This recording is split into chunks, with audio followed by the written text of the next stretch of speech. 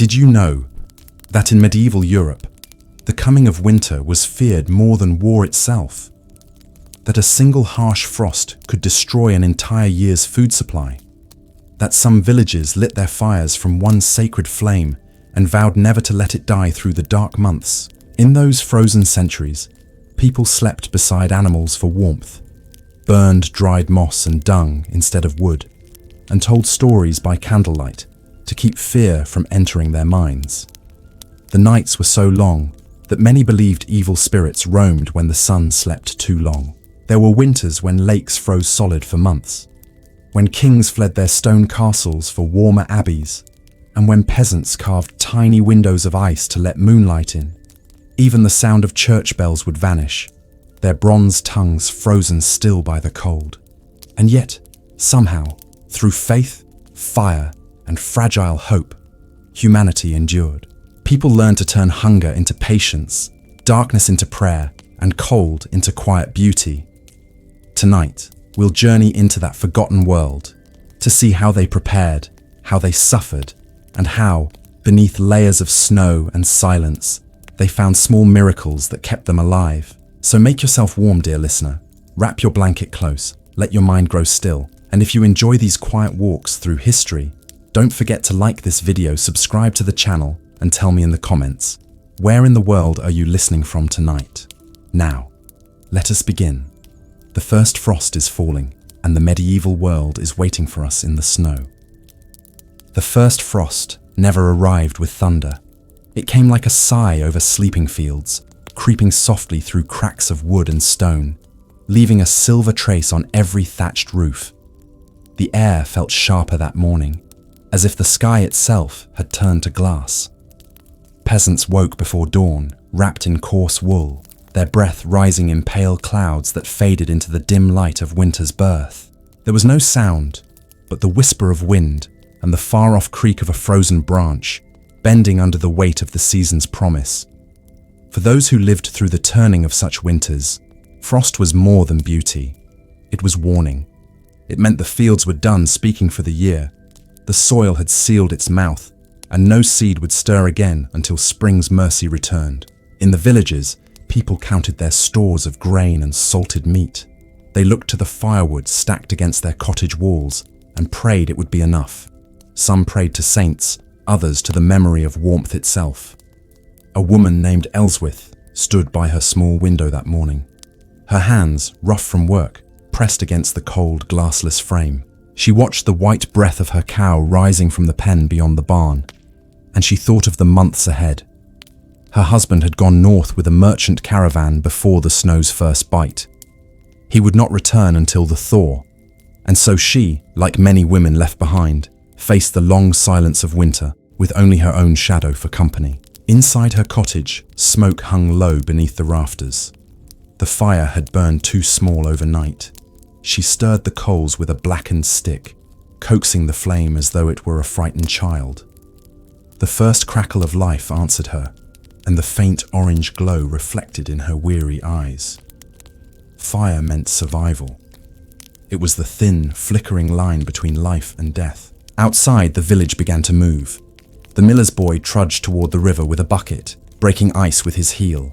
He worked quickly, knowing the frost would return to seal the hole again before noon. An old shepherd led his flock toward a patch of dead grass at the edge of the woods, whispering to his animals as if words could keep them warm. The bell from the small chapel rang once, a hollow sound that drifted over the frozen roofs like a sigh from heaven. Every year, the first frost brought the same ritual. People mended boots, patched holes in cloaks, gathered moss to seal the cracks in their homes.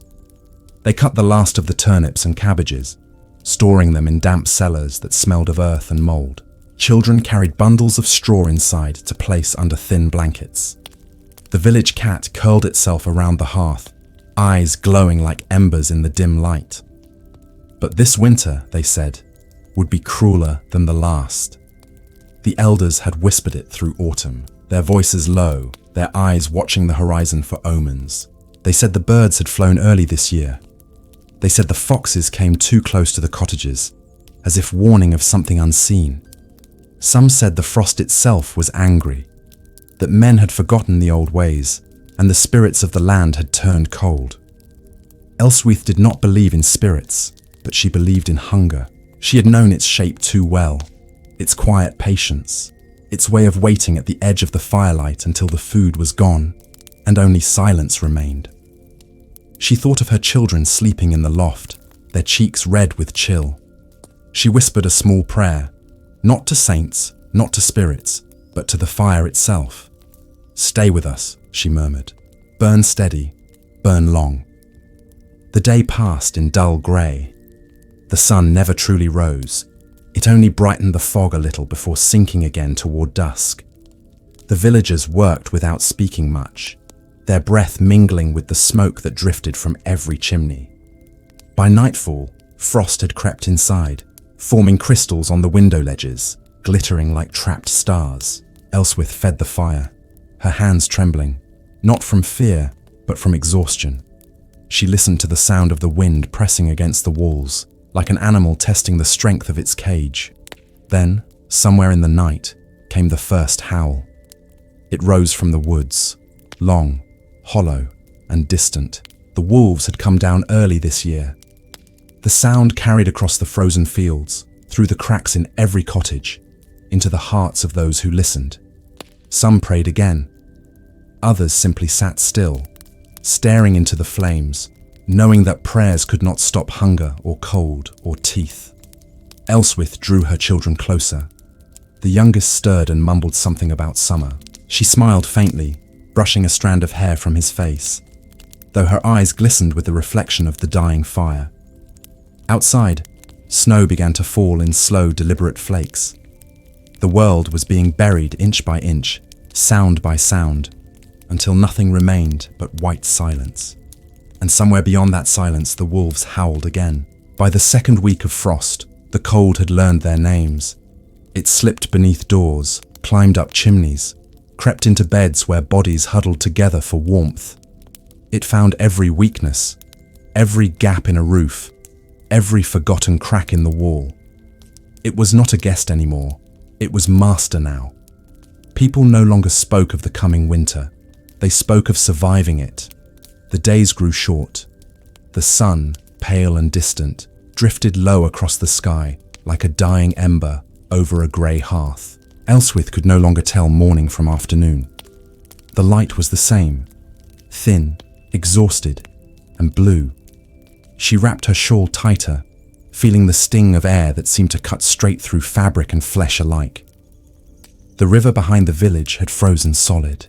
The mill wheel stood motionless, locked in a glittering cage of ice. With the mill stopped, the grinding of grain ceased. No flour meant no bread, and bread was life. The villagers began to ration what they had, cutting loaves thinner each day, soaking crumbs in hot water to make them last. Old men muttered that famine came on quiet feet. It was never the blizzard that killed first. It was the slow shrinking of meals, the thinning of faces, the silence after supper, when no one asked for more. At dusk, Elswyth went to fetch water from the well. Her breath puffed out in small white ghosts that vanished almost as soon as they formed. The rope was stiff with frost, the bucket rim edged with ice. She had to break the surface of the water with a stick before she could fill it. The cold burned her fingers like fire. She thought of the summer past, of sunlight on her shoulders, of laughter echoing in the fields. It felt like a story she had once heard, not a life she had lived. The nights stretched endlessly. The wind became a voice that spoke to the walls. It moaned through chimneys, rattled shutters, whispered at the edges of sleep. Some said it carried messages from the dead, from those who had not survived winters before. But the living had no need for such ghosts.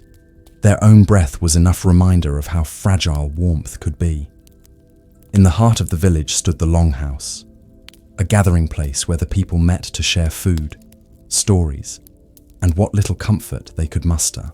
On the coldest nights, they crowded there, shoulder to shoulder, feeding the great fire until sparks climbed toward the beams. Children sat at their mothers' feet, their faces lit in the shifting glow. Men spoke of hunting trips that might yet bring meat, though most returned empty-handed now. The forests had grown quiet. Even the deer seemed to have vanished into the snow. One evening, the blacksmith, Harlan, came in with frost on his beard and a tail in his eyes. He claimed he had seen something moving near the edge of the woods. Not a wolf, not a man, but something that walked upright with a lantern in its hand. No one laughed. Every winter brought stories like these, of spirits wandering between the trees, of lost souls looking for warmth. But this time, there was fear in his voice. He said the lantern didn't cast light. It swallowed it, like a hole in the air. Elswyth listened without speaking. She had seen strange things herself, glimmers beyond the window, shapes that vanished when she blinked. But she told no one. The cold made people imagine, she thought. It could trick the eyes and the mind alike. Still, when she walked home that night, she felt the hair rise on her arms. The snow under her boots sounded too loud, as if the world were listening. That night, she dreamed of a door made of ice. It opened to a room filled with breath, not warm, not cold, just endless breathing, as though the winter itself was alive. When she woke, her pillow was damp with tears. She did not remember crying. By mid-month, sickness began to spread. Children coughed in their sleep, and elders shivered, even beside the fire. Some said it was fever. Others called it chill blood, a curse that came when the body forgot how to make heat. Elswyth boiled herbs, wrapped blankets tighter, whispered to her children that spring would come.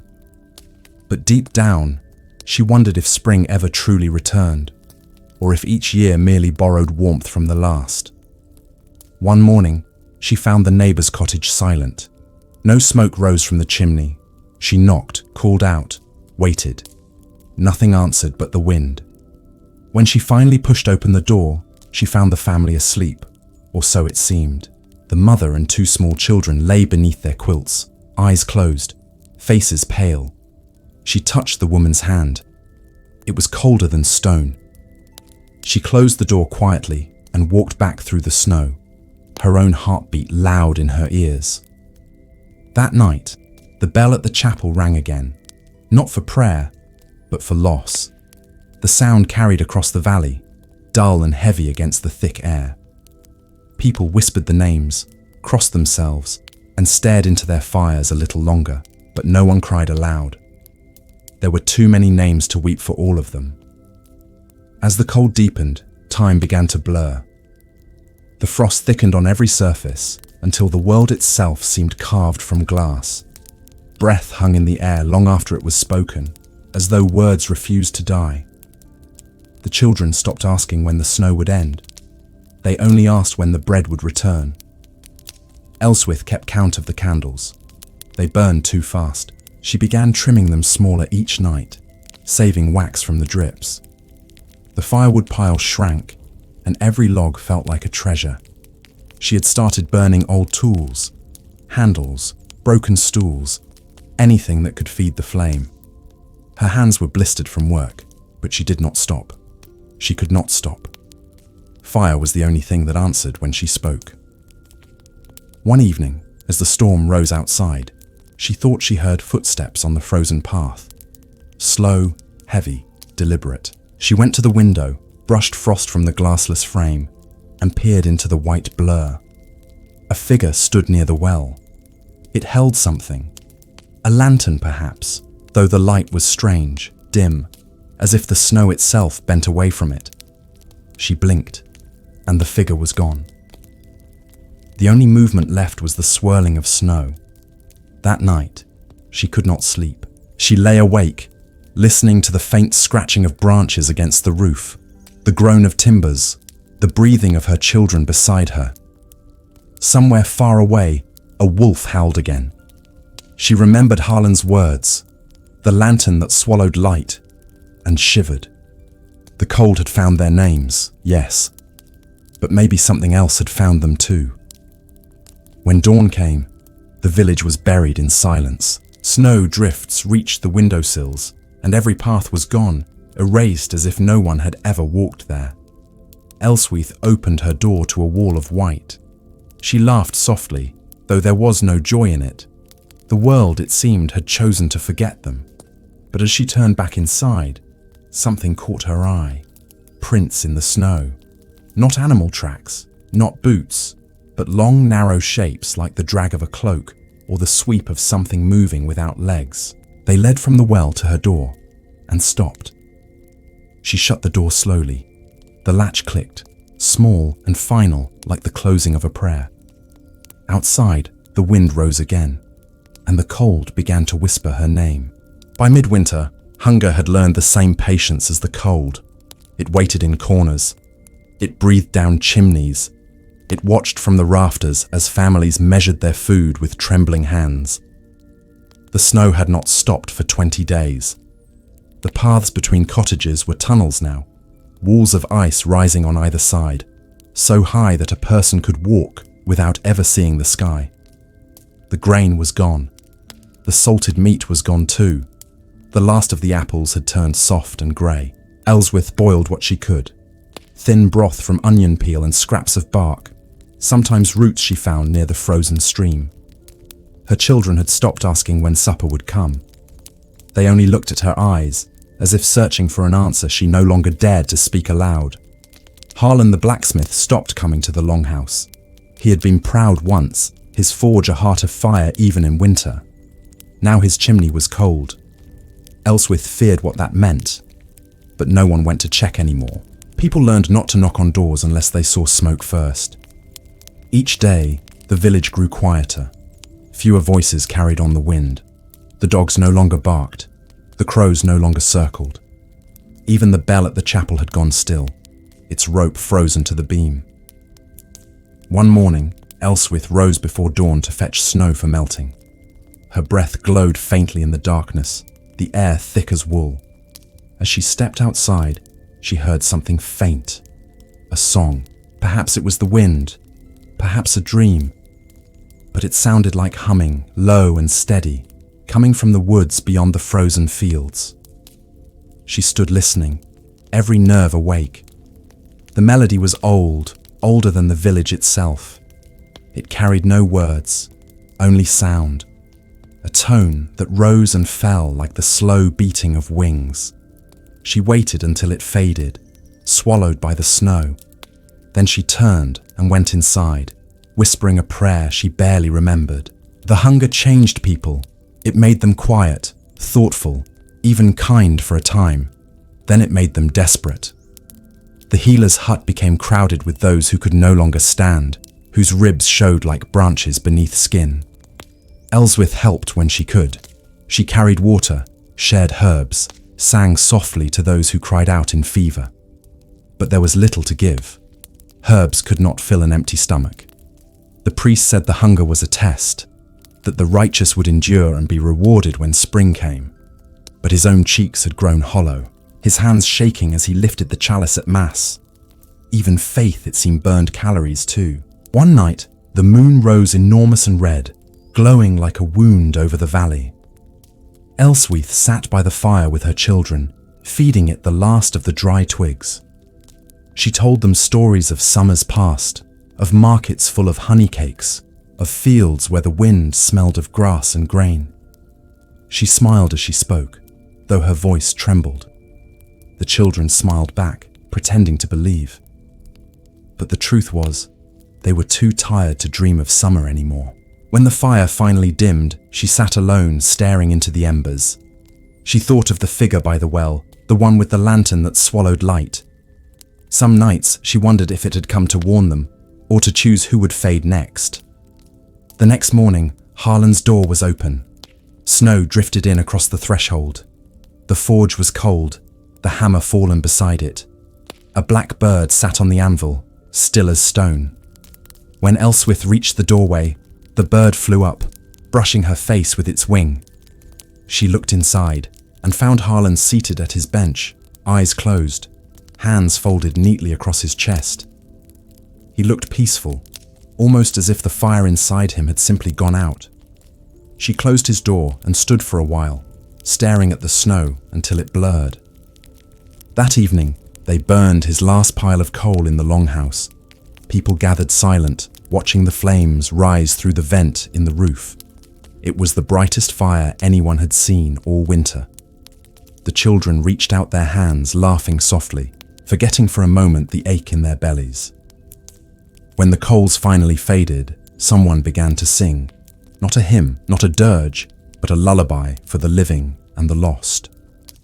The sound drifted upward, like smoke, gentle and slow, until even the night seemed to listen. But hunger is patient and it does not rest. When the last echoes of song had faded, the cold crept back in. Elswith felt it pressing against her spine, whispering in her ear. It told her there would be no more coal, no more bread, no more warmth, except what she could steal from the dark. She did not answer. It wasn't madness to hear such things in winter, only survival. As the weeks dragged on, people began to chew leather, grind bark into powder, and boil moss scraped from trees. Some whispered of worse things, of desperate choices made in secret cottages where the smoke never rose again. Elswith refused to believe it, but when she saw two men burying something small behind the chapel at night, her heart clenched. She did not ask what it was. Some questions froze the soul faster than the cold ever could. One morning, her youngest, Lisa, could not rise from her bed. Her skin was pale, her breath shallow. Elswith held her close, rubbing her hands to stir warmth, but it was like holding a shadow. Lisa whispered, "I dreamed of spring. Mama, the fields were green." Elswith smiled and said, "Then hold on to that dream. It means the season is coming." But inside she felt something break. She walked to the chapel that day, her footsteps crunching like bones beneath the snow. She lit a candle, watching the flame tremble in the draught. It was the only living thing that still moved freely. She knelt, whispered names, friends, neighbors, those gone without farewell. The silence of the chapel was deep, heavy, sacred. She wondered if God could hear prayers spoken through chattering teeth. That night, she stayed awake beside her children. The house moaned in the wind, the roof shuddered, the fire was gone, the ashes cold. She thought of stories her grandmother used to tell, about spirits that guarded the hearth, little beings who vanished when the flame died. She wondered if they were gone now too, chased away by hunger. Then came a sound, a faint scratching at the door. She froze, listening. It came again, soft, persistent. She rose slowly, took the iron poker from beside the hearth, and moved to the door. "Who's there?" she whispered. No answer, just the sound of snow shifting against wood. She hesitated, then lifted the latch. The door opened to a swirl of white. No one stood there. Only the snow and something lying upon it. A small bundle wrapped in cloth. She bent down, unwrapped it, and gasped. It was bread. Warm bread. Steam rose from it as though it had just come from an oven. Her eyes darted around, searching the empty night. But the snow was untouched, no footprints, no shadow. She took the bread inside, heart pounding. The smell filled the room like a blessing.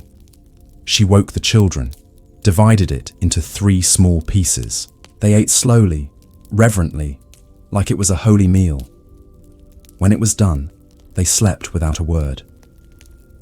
Elswith stayed awake, staring at the door. She thought again of the lantern by the well, of the strange glow that swallowed light. Perhaps Mercy walked in winter too. Perhaps the cold did not come only to take, but sometimes to give. By dawn, the snow had stopped. The air was sharp and clear, the sky pale as milk. She stepped outside, half expecting to find the bundle gone, the bread a dream, but the marks were still there. Shallow impressions in the snow, not of boots, not of paws, but of something smooth, gliding, as if carried by air. She followed them a few steps until they vanished near the well. The old rope there hung stiff with ice, but something glimmered just beneath the frozen surface, a faint, golden light. She stood for a long time, staring into the water that no longer moved.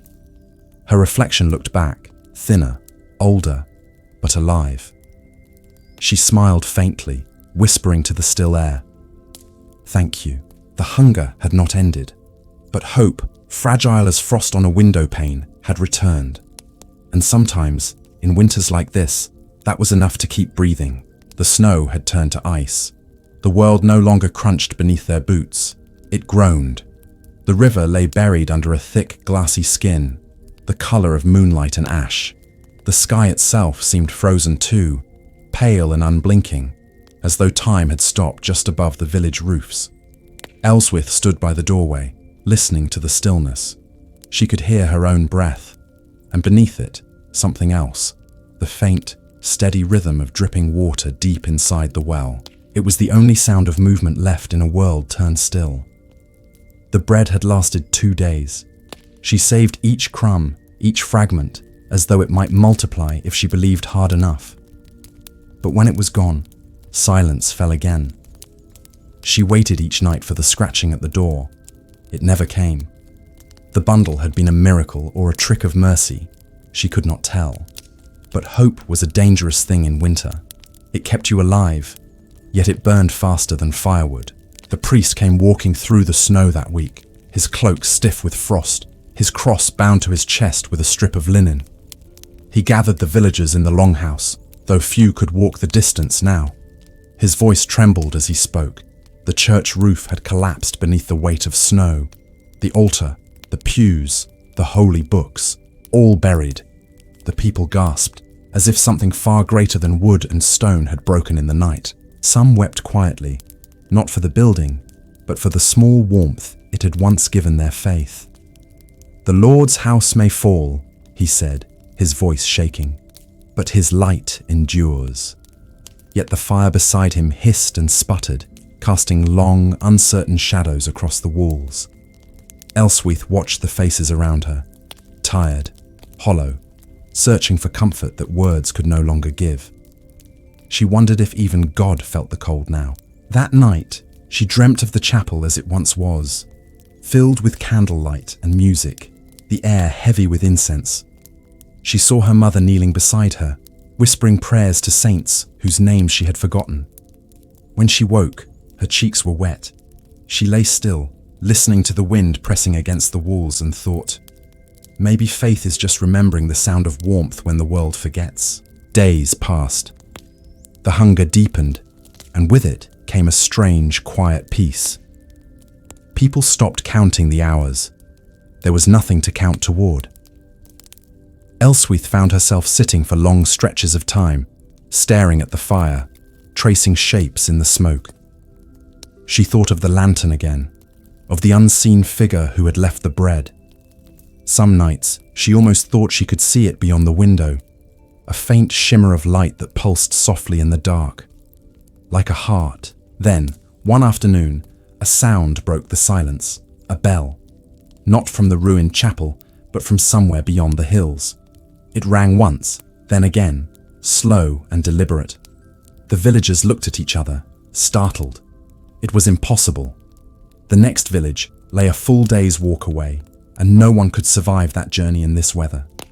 Yet the bell kept ringing, distant but clear, as though carried on a wind that blew from another world. Harlan's brother, a man named Roderick, claimed it was the call of spirits. He said it came every 7 years when the dead returned to walk the frozen roads, seeking prayers from the living. Some laughed softly, but others crossed themselves, afraid to even listen. Ellsworth said nothing. She simply looked toward the hills, where the sound faded into the grey sky. The following evening, she gathered a small group and went to see for themselves. They wrapped themselves in cloaks, lit torches, and followed the sound. The snow was deep, the air biting. Their footsteps left hollow prints behind them, like wounds in the whiteness. They walked for hours, the bell growing no louder, no fainter, just constant, as though leading them onward, but never closer. Finally, they reached the old monastery ruins, a place long abandoned where monks once lived and prayed before the wars. The walls still stood, though half buried under drifts. The bell tower was cracked, the rope long gone. Yet as they stood in the courtyard, the sound came again, from above, from within the very air. The bell was ringing, though no one touched it. The group fell silent, their torches trembling in the wind. Some whispered prayers, others turned to flee. Elswith stepped closer. She placed her hand on the frozen stone and felt it hum beneath her skin. In that moment, something stirred inside her. Not fear, not faith exactly, but a strange calm, like the space between heartbeats. She realized the bell wasn't ringing for them. It was ringing through them, for all who still breathed, still endured. It was the sound of life refusing to die. When they returned, the others spoke in hushed tones. Some said it was a miracle. Others said it was the wind caught in the tower, a trick of sound. But that night, the fire in the longhouse burned brighter than it had in weeks. Men smiled again. Women sang softly to their children. Even the air felt lighter, as if the world had taken one small breath after holding it for too long. Yet not everyone believed. Roderick warned them that false hope could be as deadly as frost. The bell calls both the living and the lost, he said. If you follow it again, it might not let you come back. His words sank deep into the room, like stones into water. Elswith said nothing, but her mind returned to the hum she had felt beneath her hand. It was not death she had sensed there, but endurance. Over the next days, strange things began to happen. The frozen river cracked in the night, echoing like thunder through the valley. The well water, untouched for weeks, thawed slightly at the surface, though the air was colder than ever.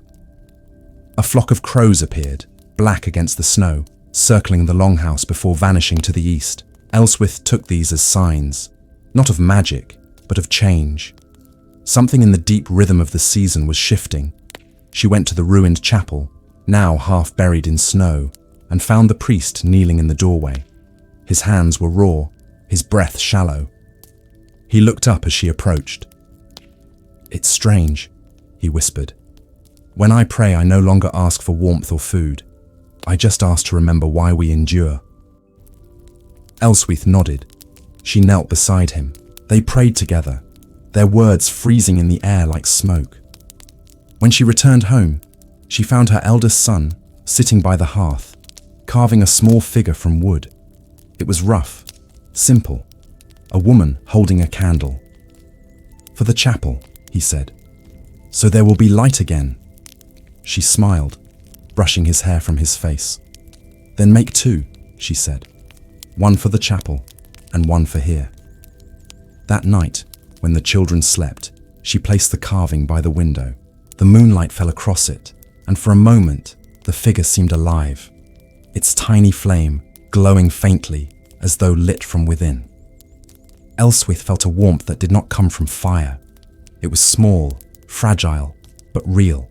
She whispered, "If faith can freeze, then it can thaw too." Outside, the bell rang once more, only once this time, long and low, like a heartbeat fading into silence. She stood listening, hand over her chest. The world was still, but not dead. The snow gleamed faintly under the moon, and for the first time in months, she thought she could smell the memory of earth beneath it. The cold still ruled, the hunger still gnawed, but something unseen had shifted. A promise whispered beneath the ice, that not all things buried were meant to stay lost, that even in winter's longest night, faith might yet remember the warmth of spring. The snow had claimed the land entirely. It lay in thick drifts over fields and rooftops, over fences and frozen streams. It pressed down on the forest until only the tops of pines broke the white horizon. The village seemed swallowed, quiet, a place forgotten by sun and wind. Elswith stepped outside one morning, wrapped in layers of wool, boots cracking through brittle ice beneath her feet. She looked across the open square where children once played, and all she saw was a white void, a mirror for the long silence inside her own chest. Even the animals had learned to move with caution. Cows stood in the barn, huddled together, their breaths steaming in pale clouds. Horses pawed the ground, their hooves striking frozen soil that rang like stone drums. Dogs, thin and wary, lay by the hearths, ears twitching at every snap of wood, every gust of wind pressed against doors and shutters. The snow had its own rhythm, its own pulse, and the villagers followed it, unconsciously, moving only when necessary, holding their bodies close to fire and each other, listening to the long quiet. Elswyth carried water from the frozen well. She broke through layers of ice with a stick, then lowered the bucket slowly, listening to the scrape of rope against stone. The water was grey and bitter. She held it close to her lips, tasting winter itself, and returned home to pour it into the broth for her children. She measured carefully, saving a few sips for herself later, though she did not drink them that day. Hunger had grown familiar to her, like an unwelcome companion who sat beside the hearth, silent but present. The longhouse offered little comfort now. It was crowded, dim, and smelling faintly of smoke and wet wool. Elswyth watched the villagers there, noticing how hollow their eyes had grown, how slow their movements had become. Some whispered of spring, of warmer days when grass might return to green, when rivers might flow again. But their words felt like echoes in the empty air. Neither the wind nor the snow answered them, only pressed closer, blanketing the world in white. The priest came one evening thin and shivering. He had walked across snowdrifts taller than men. He carried a candle in one hand, a small book of prayers in the other. He gathered a few villagers and spoke softly of faith, of endurance, of God watching over them. Yet his voice trembled. Even he could not hide the fear that the long winter had placed in hearts like stones. He spoke of miracles and mercy, but there was no warmth in the room to match his words. Elswyth sat by the fire with her children. The youngest clutched a small piece of cloth, the last remnant of a dress too worn to wear. She told them stories of sunlight, of markets, and birdsong, of streams that danced over rocks. She watched their eyes light up briefly, shadows of summer flickering across faces pale with cold. But even these stories could not chase away the gnawing hunger, the stiffness of fingers and toes, the ache that settled in ribs and shoulders alike. She stroked their hair and whispered, "The thaw will come." Her own voice felt like a lie. Outside, the wind rose in long, whining gusts. It swept across the open fields and carried snow into the village like a tide. The footprints of humans and animals alike disappeared beneath the white, erasing every trace of passage, every sign of life. But the drifts themselves, visitors, travelers, merchants, none had come for weeks.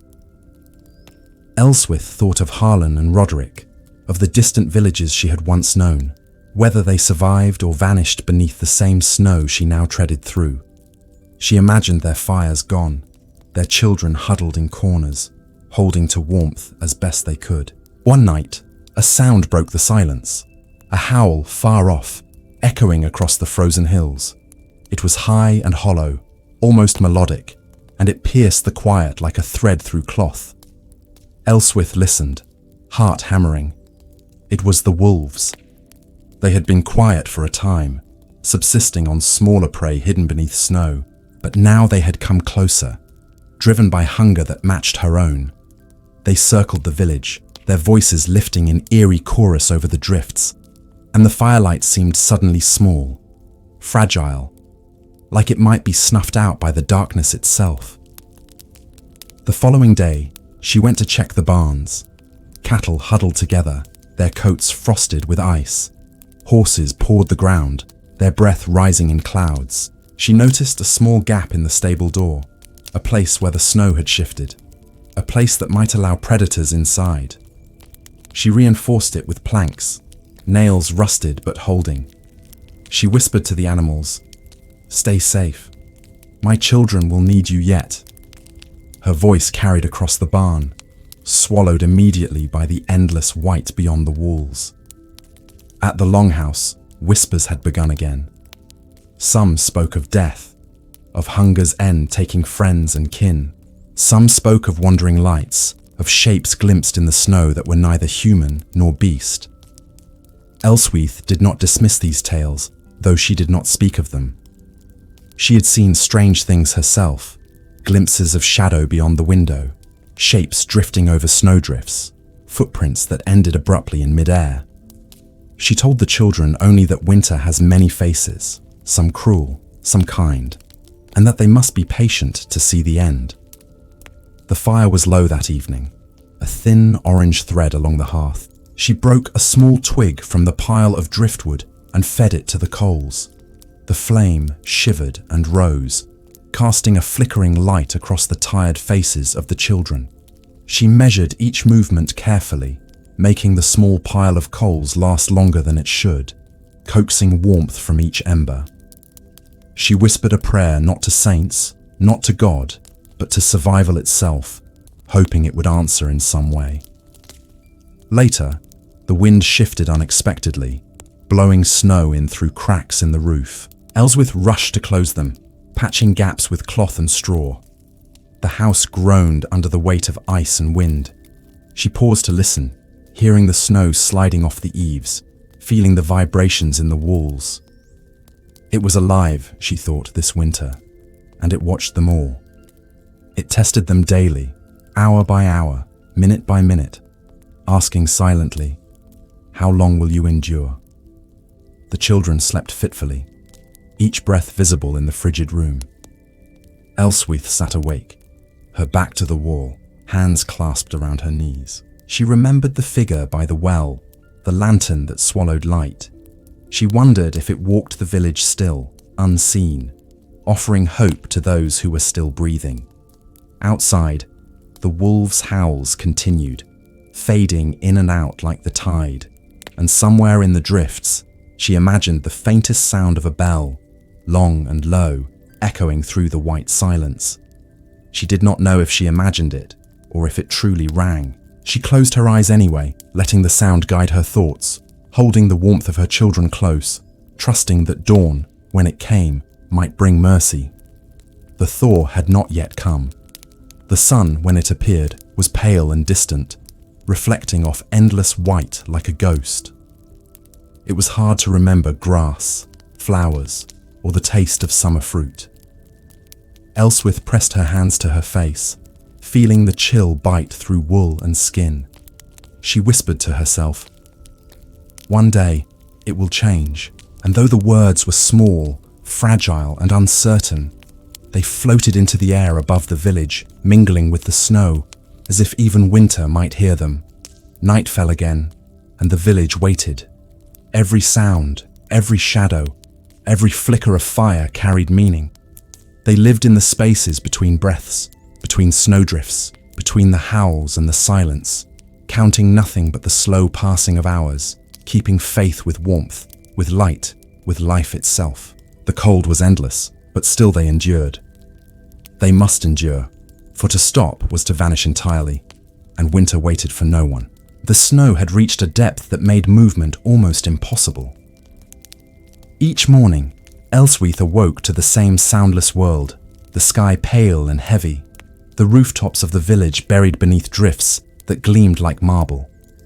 Sunlight, when it appeared, was weak and silver, spilling over the ice in a way that made everything sparkle but gave no warmth. Her children lay huddled beneath thin quilts, their breath a faint cloud that quickly vanished. She shivered as she rose, wrapping herself in wool, and felt the chill pressing in from every side. The cold was no longer a visitor. It had become a presence in the house, a shadow in every corner, a voice in every gust of wind. The villagers had begun to whisper of hidden fires. Some spoke of tiny stoves, secret hearths beneath floors, where warmth lingered unseen. They did not speak openly, for fear that others might steal what little heat remained. Ellsworth knew that fire was survival. Fire was life. Fire was the only thing that could push back the silence of snow and the gnawing ache of hunger. She gathered scraps of driftwood, pieces of broken furniture, and even the bark of stripped trees, keeping her pile small, manageable, sacred. One afternoon, Harlan's brother, Roderick, approached her. He was thin, his face drawn, but his eyes still carried the flicker of determination. He had heard of a hidden fire in the forest, a place where an old hermit kept a small hearth that never went out, a place that might offer food, warmth, perhaps even hope. Ellsworth's heart thudded at the thought. She knew the forest well, yet it was now a frozen labyrinth, treacherous and silent, where wolves prowled and snow drifted higher than men could see over. They left before dawn, cloaked in heavy wool, torches in hand. Their footsteps crunched in the crusted snow, the cold biting through their layers, and every sound echoed like a warning. The forest welcomed them with silence. The trees loomed overhead, black and sharp against the white ground, their branches etched in frost like lace. Here and there, the wind stirred snowflakes into spirals that danced in the torchlight, but there was no other movement. Elswythe felt the eyes of the forest upon her, unseen yet undeniable. She tightened her grip on her cloak and whispered to the children walking beside her, "Keep close, the forest watches." They followed the faint smoke of an old chimney, nearly invisible against the snow. The path narrowed, the snow deepened, and the air grew thick and sharp. Every step was an effort, every breath a struggle. Hunger gnawed at their bellies, cold at their bones, yet they moved forward, drawn by the promise of warmth. Elswythe thought of the bundle of bread left at her door weeks before. She wondered if Mercy had always walked beside them, unseen, guiding them towards survival. Finally, they reached a clearing. A small cabin stood against the white, its roof low, its walls blackened by age. The chimney smoked faintly, curling into the grey sky. Elswythe's heart lifted. She knocked softly, half expecting no answer. Her hand trembled, partly from cold, partly from hope. A door creaked open, and an old man appeared, his eyes bright beneath bushy eyebrows. His hands were rough, his clothing patched, yet there was warmth in the way he looked at them. "I've been waiting," he said, voice low, gravelly with age. The children stared wide-eyed. He beckoned them inside. The cabin was small, filled with the scent of wood smoke and herbs. Dried bundles hung from the ceiling. A kettle bubbled gently on the hearth, and for the first time in weeks, Elswythe felt heat brush her cheeks. She let herself breathe fully, the smoke and warmth filling her lungs. The hermit fed them stew thick with roots, a few scraps of salted meat, and small round cakes made of grain she had never seen before. He had firewood stacked high, an endless supply it seemed, and his hearth roared with life. Elswythe let her children eat first, watching them close, the relief on their faces softening the lines of fear etched into her own. She accepted a small bowl last, tasting warmth as much as food, feeling it spread slowly, deeply, through her chest. While they ate, the old man told them stories of winters past. He spoke of snow so deep that entire villages disappeared beneath it, of wolves that followed travelers like shadows, of fires kept alive by the courage and cunning of those who refused to yield. He spoke not with fear, but reverence, and Elswythe realized that survival was not simply endurance. It was observation, patience, cunning, and above all, hope. He said, "The fire you see is a guide. It is not only wood, but the care of hands, the attention of eyes, and the beating of hearts." After they had rested, he led them to the woods around the cabin, showing them small traps for rabbits, hidden caches of preserved food, and trees with bark that could be boiled into nourishment. He taught them how to break ice safely, how to follow tracks without being seen, and how to listen to the wind to understand the coming storm. Elswythe memorized each instruction, storing knowledge as one would store precious firewood. She understood now that the forest held as many lessons as the village, and perhaps even more crucial ones. At night, they slept near the hearth, the children's breathing calm for the first time in weeks. Elswythe stayed awake longer, listening to the crackle of fire, watching the smoke rise toward the ceiling. The hermit moved silently, tending the flames, adding small twigs, and always maintaining the warmth. She felt a peace she had not known, small, fragile, yet undeniable. The snow outside pressed against the cabin, but inside, warmth reigned, a hidden kingdom untouched by the relentless cold. Before they left, The old man pressed a small bundle into Elswith's hands, bread, dry but nourishing, and a piece of cloth to wrap around the youngest child's shoulders. He spoke little, only nodded, as if the act itself carried more weight than words. Elswith bowed, understanding the silent wisdom. Survival required sharing, even in winter, even when the world seemed determined to swallow everything. The return journey was still arduous. The snow drifted higher in the valleys, and the wolves had returned, lingering at the edges of vision, testing courage and resolve. Elswith kept the children close, moving deliberately, feeding off the memory of the hidden fire, the warmth that could be found even when the world seemed coldest. She whispered to them, "Remember the fire. Even if it hides, it exists. Even in the darkest snow, even in the longest night." When they reached the village, the longhouse smelled faintly of smoke from the central hearth, though it had been nearly extinguished. The children ran to the small flame, and for a moment, the fire seemed larger, brighter, as if fed by hope and courage alone. Elswith placed the hermit's bread into the shared pot, and together, the villagers broke it into pieces, tasting warmth again, feeling the pulse of life return slowly, quietly. The hidden fires became a story that evening, told in whispers to the children, repeated in secret among the adults. It was a lesson more than a tale.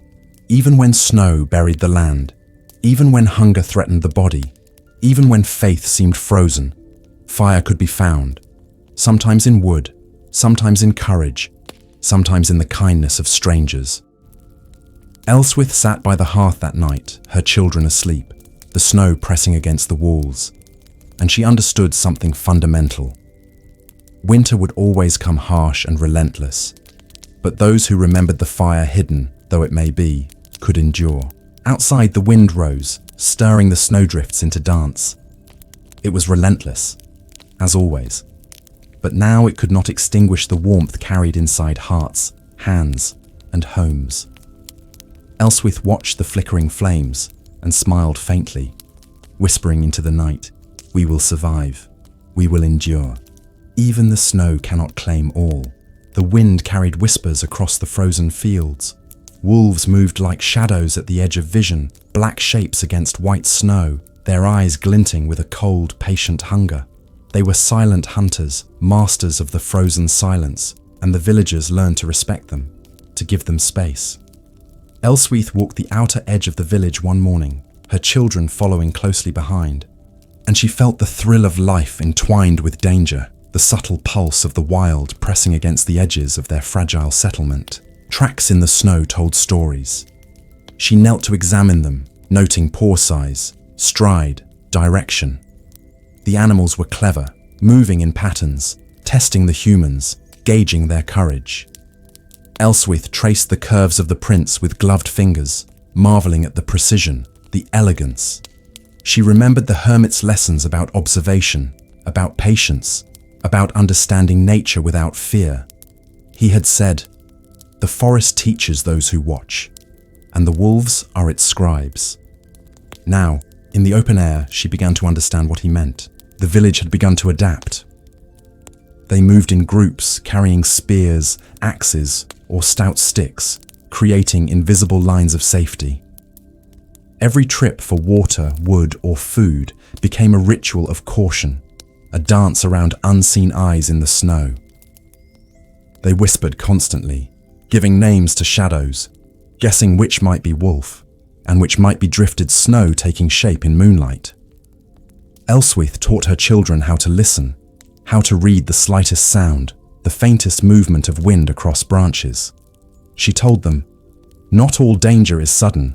Some waits, patient as frost, until you step unwittingly into its path." One evening, the howl rose close and long, a chilling note that vibrated through the frozen ground. Elswith gathered the villagers at the longhouse. They stood pressed together, bodies shivering but faces alert, eyes straining into the darkness beyond the firelight. The howl ended, leaving a ringing silence in its place, and then a second, closer, sharper, almost inquisitive. The wolves were watching them, gauging their resolve, their fear, their hunger. Elswith clenched her hands around the hem of her cloak. She felt the weight of responsibility, the quiet authority of survival pressing on her shoulders. She must protect the children, the animals, the fragile warmth of the village itself.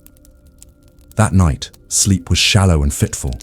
The children huddled beneath blankets, their small forms trembling in rhythm with the wind. Elswith stayed awake, listening to the distant echoes, reading the patterns of snow against the walls and roofs. Each gust, each drift, each scrape of ice carried a story of the wolves' movements, a silent report that only those who watched carefully could understand. She recalled the hermit's words: "Fear teaches nothing. Observation teaches everything." She leaned closer to the hearth, feeling the warmth radiate into her bones, and began to plan. The following days became a careful balance of work and vigilance. Elswith and Roderick led small groups to gather firewood and repair shelters. They moved quietly, covering each other's backs, scanning the snowdrifts for any sign of movement. They left small markers in the snow, sticks, scraps of cloth, to indicate safe paths and to track any patterns of the wolves' approach. They learned to predict the animals' movements, to anticipate the hunt without interfering with it, to exist alongside it with respect, not hubris. In the forest beyond the village, the wolves were more than shadows. They were teachers, subtly enforcing boundaries, demonstrating the sharp edge of survival. Elswith followed paw prints and found remains of hares, deer, and smaller prey, observing the precision of the kill, the absence of waste. The creatures survived by balance, taking only what they needed, leaving the rest to the snow, to the soil, to the world waiting beneath the white blanket. She noted these lessons carefully, integrating them into the village's fragile rhythms. Children learned quickly, copying their mothers and fathers, mimicking careful steps, whispering warnings when they saw dark forms at the edge of vision. Elswith watched them and felt a quiet pride. The wolves were a threat, yes, but also a mirror, reflecting resilience, patience, and awareness. She reminded herself and the others that strength did not always come from fire or weaponry.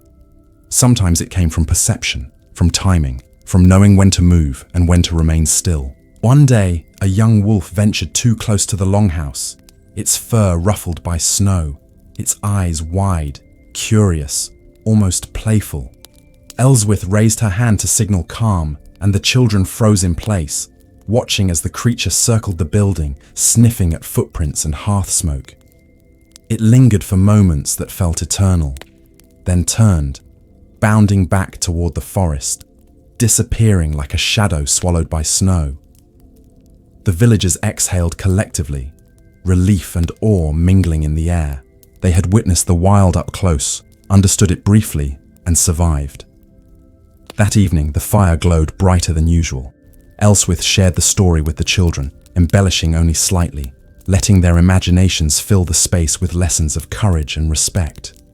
She emphasized that the wolves were never enemies, but guardians of the forest's truths, mirrors of endurance and cunning, creatures who thrived because they listened, observed, and waited. She watched the shadows flicker across the walls, imagining the creatures lurking just beyond the snow, and she smiled faintly. Roderick suggested constructing small fences along the outer edge of the village, creating safe zones for the youngest children and the livestock. Elswith agreed, understanding that structure and boundaries offered protection without attempting to dominate or destroy the wolves' territory. They worked in teams, hammering stakes into frozen ground, weaving branches and brush between them, creating narrow corridors for movement, small havens for warmth and food. The effort was slow and painful, but it instilled a new sense of order in the village, a rhythm to life even under the endless white. At night, wolves howled again, not as threats, but as reminders of presence, of life enduring, of the wild not yet conquered, of the unseen rhythms that ruled the land. Elswith lay awake beside the hearth, listening to the cadence of the distant pack, realizing that their long winter was teaching them patience and humility, the importance of timing and observation, and the recognition that survival was never solitary. Small victories became the markers of time. The fire remained lit through the night. The fences held firm. The children moved safely under watchful eyes, and the wolves continued their silent patrols at the forest's edge. The village existed in balance, fragile but real, with every person, animal, and shadow playing a part in the ongoing story of endurance and quiet triumph. Ellsworth felt, in the still moments before dawn, that winter was a teacher who demanded attention and respect. It tested the body, but it also taught the mind and the heart. She whispered softly, almost to herself, "We are here, and we will remain. Through snow, through hunger, through silence, we endure." The howl rose again, long and haunting, threading through the white world outside, and for the first time in weeks, the sound felt like a song rather than a threat. The wolves at the edge had become part of their lives, part of the rhythm of survival, part of the story that would one day be remembered as the season when the village learned to live in harmony with both fear and courage, with hunger and warmth, with silence and sound. They understood, finally, that endurance was not only the act of surviving but of observing, listening, and respecting the hidden patterns of the world, no matter how cold, no matter how long the snow fell. The snow had turned the paths into rivers of white, silent and unbroken, stretching across the countryside like frozen veins. Ellsworth walked carefully along one such road, the children close at her heels. The air was sharp, each breath a cloud of frost that hung for a moment before fading into the stillness. The horizon was indistinct, blending earth and sky into a pale expanse, and every step echoed lightly in the snow, as if the world itself were listening, measuring the weight of their passage. Travel had become an ordeal of patience. Each mile required effort beyond the ordinary. Horses struggled through drifts deeper than their shoulders, hooves pounding against frozen soil and hidden ice patches.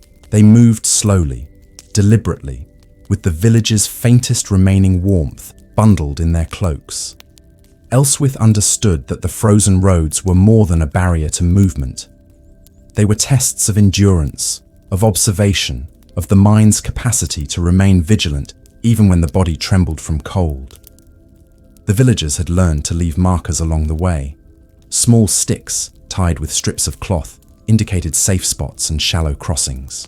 They used smoke from controlled fires to signal that someone had passed recently, alerting travelers to potential dangers of hidden ice or wolf patrols. Ellsworth followed these markings carefully, memorizing patterns, tracing them like letters of a secret language that spelled survival. She realized the road itself was a teacher, offering lessons in caution, resilience, and trust in subtle signs that often went unnoticed.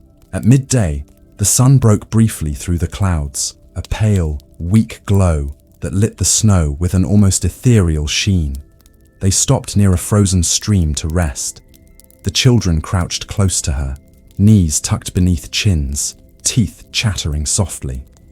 Ellsworth poured small sips of water from a flask, rationed carefully. She held each sip in her mouth, tasting the sharpness of frost and mineral. A reminder that even water demanded attention in winter. Movement on the frozen roads was never alone. There were footprints, human and animal, layered over one another, telling stories of earlier travelers and predators alike.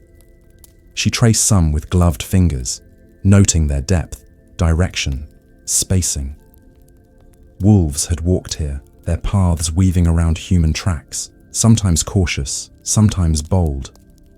The balance between life and death was delicate, visible in the curves of paw and boot prints in the glistening snow. Ellsworth understood that to move safely, they had to read these signs as carefully as words in a book, each imprint a message of intention and risk.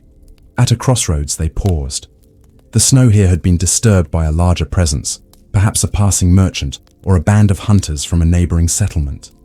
Ellsworth traced the impressions with care, noting that they led toward the forest's edge, a place fraught with shadows. She whispered to the children, "Watch, listen, remember, each choice is a step in the story of survival." The air was still, yet the silence was thick with potential motion, as if the snow itself waited to judge their courage or mistake. Food was scarce along these roads, Only the occasional frozen root or bark could be scavenged without risk, and even then, it required preparation to be edible. Elswith reminded herself that each small meal was not indulgence, but strategy, a ration of life to carry them forward. She taught the children to gather carefully, to note patterns of wildlife, to recognize safe water and edible plants. She understood that knowledge might be more valuable than food, more enduring than fire. It offered the wisdom to endure beyond the immediacy of hunger. One evening, as the wind rose and the snow thickened, a sound interrupted the monotony of crunching boots and whispering air. A distant bell rang, carried faintly across the frozen plain. Elswith froze, listening. The bell was not from the village. It was far, faint, yet unmistakable. The legend of the bell had been told in hushed tones. It marked paths of mercy, perhaps leading travelers to warmth, perhaps calling them into danger. It rang once, then fell silent, leaving only the wind and the endless white stretching in all directions. Elswith felt the weight of choice pressing upon her. She could follow, trusting the sound, or remain on her careful, charted path. She chose caution, guiding the children along their known trail, but the sound lingered in her mind like a ghost, haunting the edges of her awareness. The frozen roads themselves seemed to shift in her perception, turning ordinary drifts into unseen pitfalls, familiar paths into mazes of potential peril.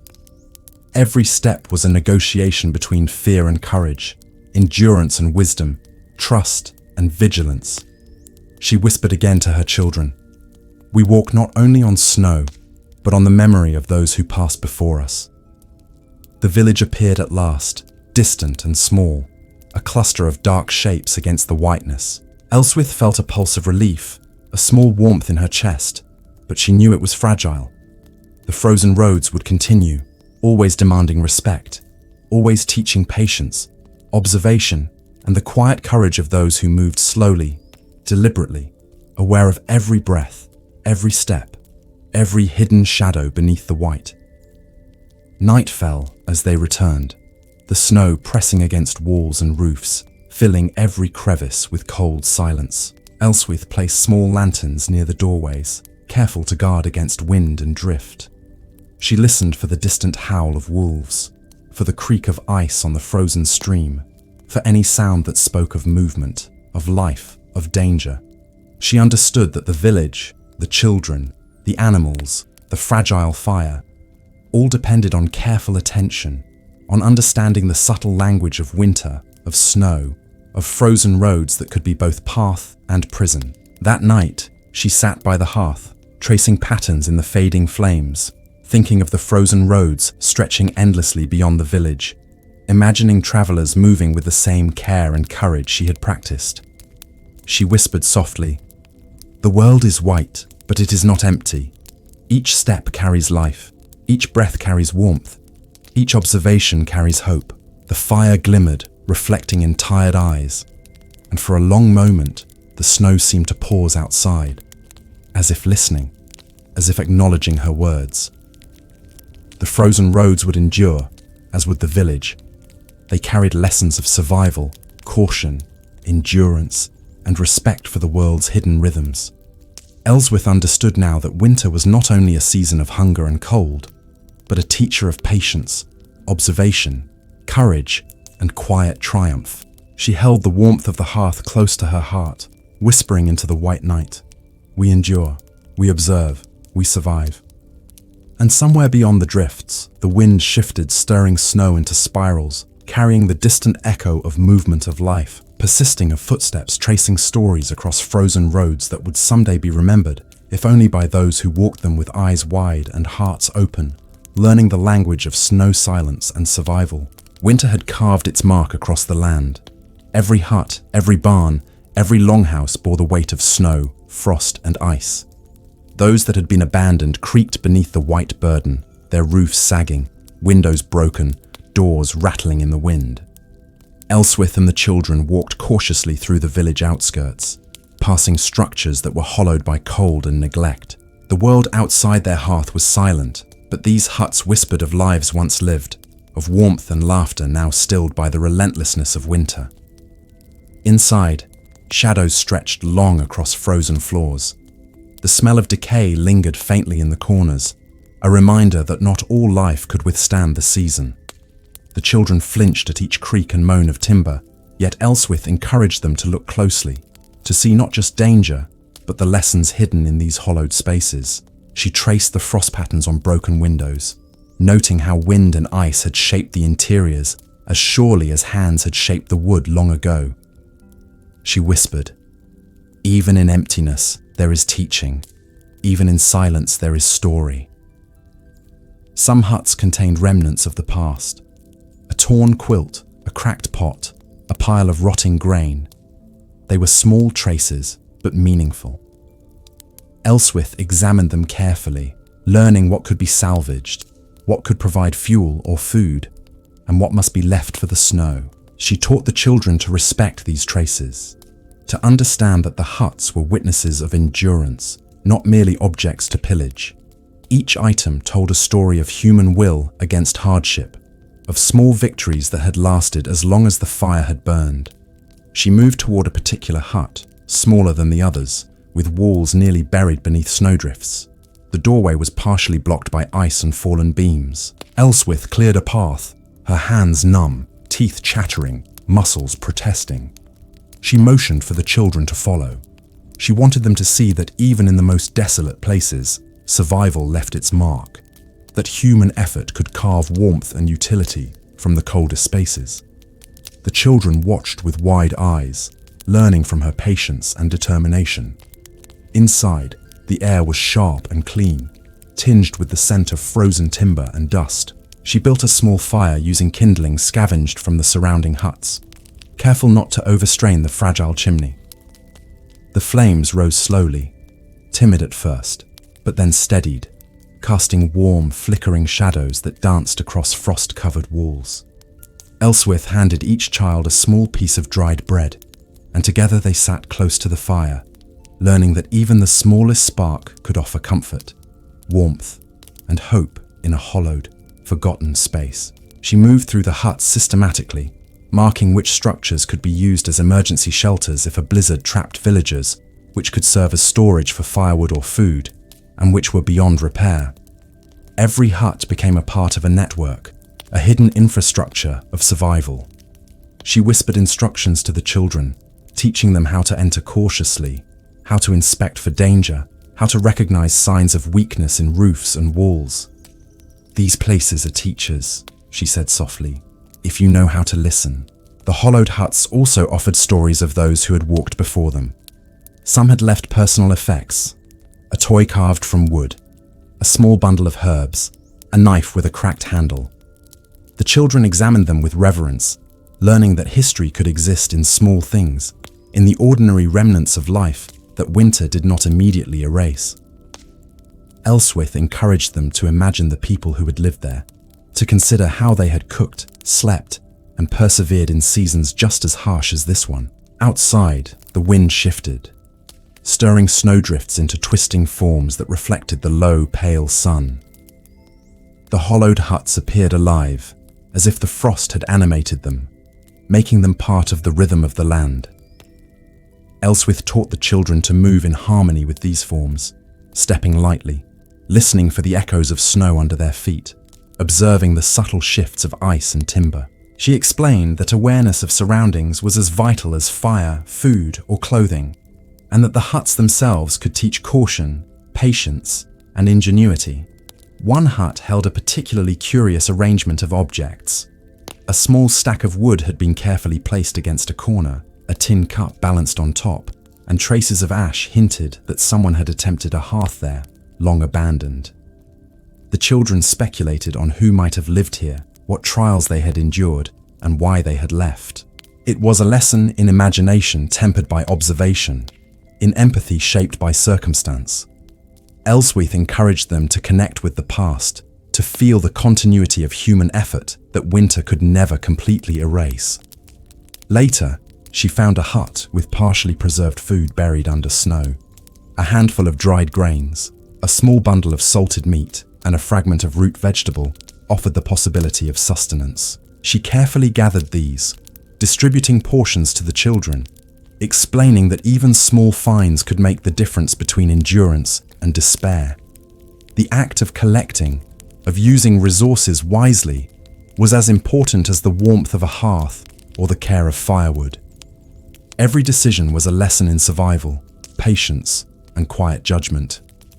At night, the hollowed huts transformed once again. Elswith and the children lit small lanterns inside some of them, creating pockets of light in the vast white expanse. The flames reflected against frost-laden walls, turning ordinary spaces into places of comfort and security for those who might otherwise be caught unprepared by storm or predator. She reminded the children that light, like warmth, could be hidden, yet still profoundly powerful if placed thoughtfully. The village relied increasingly on these hollowed huts as waypoints, as shelters, as symbols of enduring human effort. They were not merely abandoned spaces, they were repositories of wisdom, resilience, and adaptation. Elswith understood that survival depended not only on fire, food, or clothing, but on knowledge of the landscape, the memory of human effort, and respect for spaces that had been preserved through necessity and care. Even as the wolves prowled beyond the snowdrifts, observing the village and its outskirts, the hollowed huts provided security, a network of hidden havens that reflected the persistence of life in winter's harshest grasp. Elswith walked between them, feeling the pulse of human ingenuity and endurance vibrating faintly beneath the walls, hearing the echoes of footsteps long gone, imagining hands that had labored to build, maintain, and survive. She whispered again to the children, "We walk among the past, yet we live in the present. Each step, each fire, each finding teaches us how to endure." The frozen air carried a delicate quiet, broken only by the distant howl of wolves or the subtle creak of ice under snowdrifts. Elswith pressed her hands together, feeling the warmth of life radiating faintly from her chest. She understood now that the hollowed huts were more than shelters. They were teachers, guardians, and reminders that even in emptiness, there could be purpose, warmth, and continuity. Winter had carved a harsh world, but within it, life found ingenuity, courage, and endurance. She lingered by one final hut, observing the long shadows cast by the pale moonlight on the snow-covered landscape. The hollowed structures seemed almost to breathe, holding stories, lessons, and traces of lives that refused to vanish completely. Elswith whispered softly, "Even when walls are empty, the lessons remain. Even when the hearth is cold, hope persists." And with that, she led the children home, carrying the knowledge, warmth, and courage gathered among the hollowed huts back into the village, ready for whatever winter might yet demand. The fields beyond the village stretched like a white ocean, each stalk of wheat and barley frozen beneath a coat of ice and snow. Elswith led the children carefully along the paths that had once been rich with green, now brittle and white with frost. Every step carried a faint crunch as the snow compacted underfoot, echoing across the silent expanse of the winter land. The sun was low, casting a silver glow that made the ice crystals sparkle like scattered gems, yet its warmth was fleeting, barely touching the earth. The frostbitten fields were unforgiving. The villagers had learned long ago that planting in spring and harvesting in autumn were only the first steps. Winter demanded vigilance, careful management of stores, and the knowledge of what could be salvaged from frozen soil. Elswith examined the fields, noting which patches had been protected by snowdrifts and which had been stripped bare by wind and frost. She guided the children in assessing what might be used as animal feed, what roots could still be boiled, and which soil would remain barren until spring. She taught them the subtle signs of life hidden beneath ice, a slight warmth in a patch of soil, the faint color of a buried root. The subtle outline of a stalk could reveal sustenance for livestock or humans alike. Every observation was a lesson in patience and careful attention, a meditation on the quiet persistence of life in a world dominated by snow and cold. The children learned to move slowly, to feel the texture of the frost with gloved hands, to notice the faintest tremors of wind over snowdrifts that might indicate hidden hazards. In some areas, the frost had created strange sculptures, bending stalks and branches into delicate shapes, turning the fields into an endless gallery of frozen art. Ellsworth encouraged the children to notice these patterns, to see beauty even in hardship, to understand that winter shaped the world as surely as spring or summer ever could. She whispered, "Even in stillness, the world speaks. Listen closely, and it will tell you how to endure." The livestock had been brought closer to the village, but some animals still needed careful feeding and water.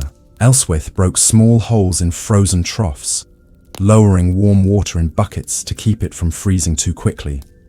She explained the importance of rotation, of careful rationing, of attention to detail.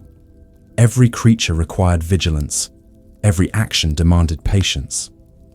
Ellsworth reminded the children that life in winter was a collaboration between humans, animals, and the land itself, each depending on the other for survival. The frostbitten fields were also a place of quiet danger. Ellsworth taught the children how to recognize patches of thin ice that might hide water below, how to avoid deep snowdrifts where limbs could be trapped, and how to read the wind for signs of approaching storms. She spoke softly of wolves and foxes that patrolled the outskirts, reminding them that awareness, respect, and observation were as vital as fire or food. Every step taken in these fields required a balance of courage and caution. One afternoon, they discovered a small group of rabbits huddled beneath a thicket for warmth. Ellsworth motioned for silence, showing the children how to observe without disturbing the creatures. They noted the tracks leading to burrows, the traces of food gathered, and the subtle shifts in snow that marked where the animals had rested. She explained that knowledge of wildlife could help humans survive, that patterns of movement, food, and shelter were lessons written in the landscape itself. The wind began to rise, carrying snowflakes like fine needles across the field. Ellsworth led the children back to the village slowly, demonstrating how to move against the wind, how to shelter each other, and how to maintain warmth without panic. Their breaths were clouds in the air, their steps careful and deliberate, and the snow seemed to swirl around them in a soft rhythmic dance, as if acknowledging their effort and resilience. By evening, they reached the village edge, where small fires had been kept alive in hollowed huts and longhouses. The glow of warmth against the white landscape was a balm, a marker of safety and endurance. Ellsworth distributed a small portion of root stew to the children, their cheeks flushed from cold and effort, and explained how winter demanded both strength and careful management of resources. Every meal was a lesson in gratitude, in attention, and in understanding the delicate balance of life beneath snow. The frostbitten fields held secrets as well as lessons. Some stalks bent beneath the weight of ice revealed traces of hidden seeds, preserved through the cold months, that could be used to plant new crops in spring. Ellsworth carefully gathered these, showing the children that survival depended not only on enduring the present, but preparing for the future, storing knowledge, food, and hope against the months ahead. She whispered, "The snow may hide life, but it does not destroy it. Each frozen stalk carries the promise of growth when the season turns." At night, as the wind howled beyond the village, Ellsworth reflected on the lessons of the frostbitten fields. They were harsh, beautiful, and unrelenting, yet they also offered knowledge, discipline, and subtle understanding of the world. She understood that winter-esque grip was not only a test of endurance, but also a teacher of observation, patience, and quiet courage. The children lay asleep near the hearth, small figures tucked into blankets, their breathing steady and calm, absorbing lessons that would carry them far beyond these frozen days. The fields remained vast and silent, a white expanse stretching toward the horizon, yet they were no longer empty in her mind. They held stories of life persisting, of subtle ingenuity, and of the delicate, patient work required to endure. Ellsworth watched the glow of the village fires, imagining the hidden lines of warmth and survival threading across the landscape, connecting each hut, each animal, each person in a web of persistence and quiet triumph. She whispered into the night, "Even the coldest fields cannot extinguish life." Observation, patience, and care will carry us through. And somewhere far beyond the village, where snow shifted endlessly, the wind carried the faintest traces of movement, of animals and humans negotiating the frozen world. Each step a lesson, each breath a small victory, each moment a quiet testament to endurance, wisdom, and hope. The frostbitten fields would remain formidable, yet those who walked them with attention and courage would learn the subtle rhythms of survival, the beauty of persistence, and the quiet, enduring warmth of life, even beneath the relentless white. In the heart of the village, a faint bustle stirred, though muffled by snow and cold. The winter markets were modest, more necessity than celebration, yet they carried a quiet energy that the villagers cherished. Elswyth led the children toward the square, careful not to slip on frozen paths. The stalls were simple, made from rough timber, each covered with straw or cloth, small lanterns casting warm, flickering pools of light against the snow. They sold preserves, dried herbs, salted meats, and handfuls of roots, all items carefully rationed and prepared to last through the harsh months. The smell of smoked meat mingled with the tang of frozen air, a sharp but comforting aroma. The children's eyes widened as they passed stalls, observing the small wonders of winter survival. Sacks of grain lined the corners, and bundles of firewood leaned against walls, offering warmth in more ways than one. Elswyth encouraged them to notice details, the way merchants carefully wrapped each item, the patterns of frost forming on barrels, the rhythmic stamping of boots on snow-covered planks. It was a lesson in observation, in patience, and in the quiet beauty of human ingenuity enduring through hardship. Merchants moved with precision, calling softly, avoiding sudden noise that might startle livestock or children. They measured portions carefully, weighed coins meticulously, and ensured that nothing was wasted. The market was more than commerce. It was a carefully choreographed ritual of survival, a network of exchange and trust that held the village together. Elswyth showed the children how to haggle politely, how to recognize fair measure, how to offer gratitude for each item received. She whispered, "Even in scarcity, we honor what is given. Each transaction is a lesson in respect, patience, and careful judgment." A small group of women sold woven cloth, their fingers red and stiff from cold, yet nimble and precise. They demonstrated how to braid ropes, repair garments, and mend boots, each action a practical form of artistry. Elswyth encouraged the children to watch closely, to learn these skills that might be vital in coming weeks. They marveled at how cloth could be transformed, how simple materials offered warmth, comfort, and utility, even in the midst of relentless frost. The market also held stories. Every person present carried the memory of past winters, of hardships survived, of choices made with careful thought and courage.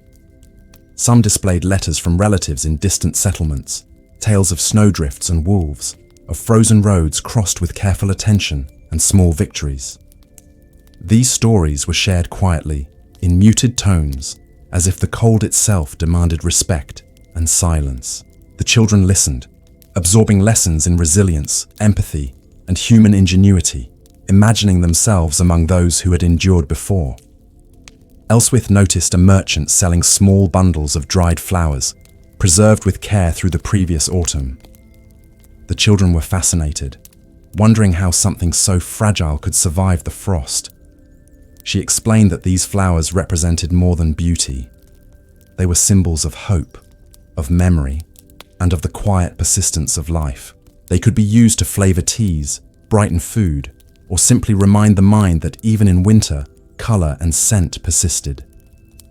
She handed each child a small sprig, letting them inhale the faint aroma, a lesson in finding subtle joy amid hardship.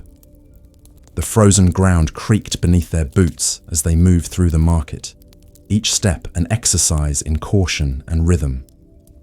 Elswyth pointed out footprints layered over one another, the faint trace of a fox, the paw print of a dog, and the careful lines left by human feet. She taught the children that observation, patience, and awareness were essential, that even in the familiar, there were lessons waiting to be discovered. The market itself became a classroom, its bustle a rhythm to which they attuned, learning that movement, interaction, and careful attention were intertwined. At a corner stall, a quiet old man displayed his collection of wooden toys, carved delicately before the frost set in. He showed how small pieces could fit together, how a simple wheel or lever could create motion, how patience and skill preserved life and joy even in the harshest conditions. The children watched, fascinated, and Elswith reminded them that ingenuity, creativity, and care were as vital as warmth or food in surviving winter. They learned that subtlety and precision mattered, that small acts of craftsmanship carried meaning and sustenance in ways not immediately obvious. Some villagers brought livestock to the edge of the market, exchanging milk, eggs, or poultry. Elswith demonstrated to the children how to check the animals for signs of illness or frostbite, how to move them carefully across frozen ground, and how to ration feed for the long months ahead. They observed the trust between human and animal, the quiet communication and respect required for both to endure, and understood that winter demanded cooperation, observation, and empathy as much as courage. The evening deepened, shadows stretching long across the square. The lanterns flickered and the air grew sharper, yet the market continued in quiet persistence. Elswith taught the children how to move deliberately, how to carry provisions safely, how to listen to the subtle signals of others navigating the snow-covered paths. The market was not merely a place of trade, it was a lesson in endurance, observation, and careful preparation for the days to come. One stall displayed small bundles of herbs and roots, used for medicine and flavor. Elswith examined them closely, teaching the children which herbs could soothe, which roots could nourish, and which mixtures offered warmth against winter chills. She explained the importance of observation, patience, and knowledge, that survival often depended on understanding the properties of nature rather than brute strength or urgency. The children marveled at the subtleties, learning that winter demanded attention to small, often overlooked details. The winter markets were a lifeline, a ritual, and a subtle dance of survival. They provided nourishment, warmth, skill, and information, linking villagers in a web of observation, care, and quiet cooperation. Elswith led the children home slowly, each carrying small parcels, each absorbing lessons of patience, precision, and endurance. They moved carefully over the frozen roads, guided by the light of lanterns and the faint glow of distant windows, feeling the weight of knowledge gained amid the frost and quiet bustle.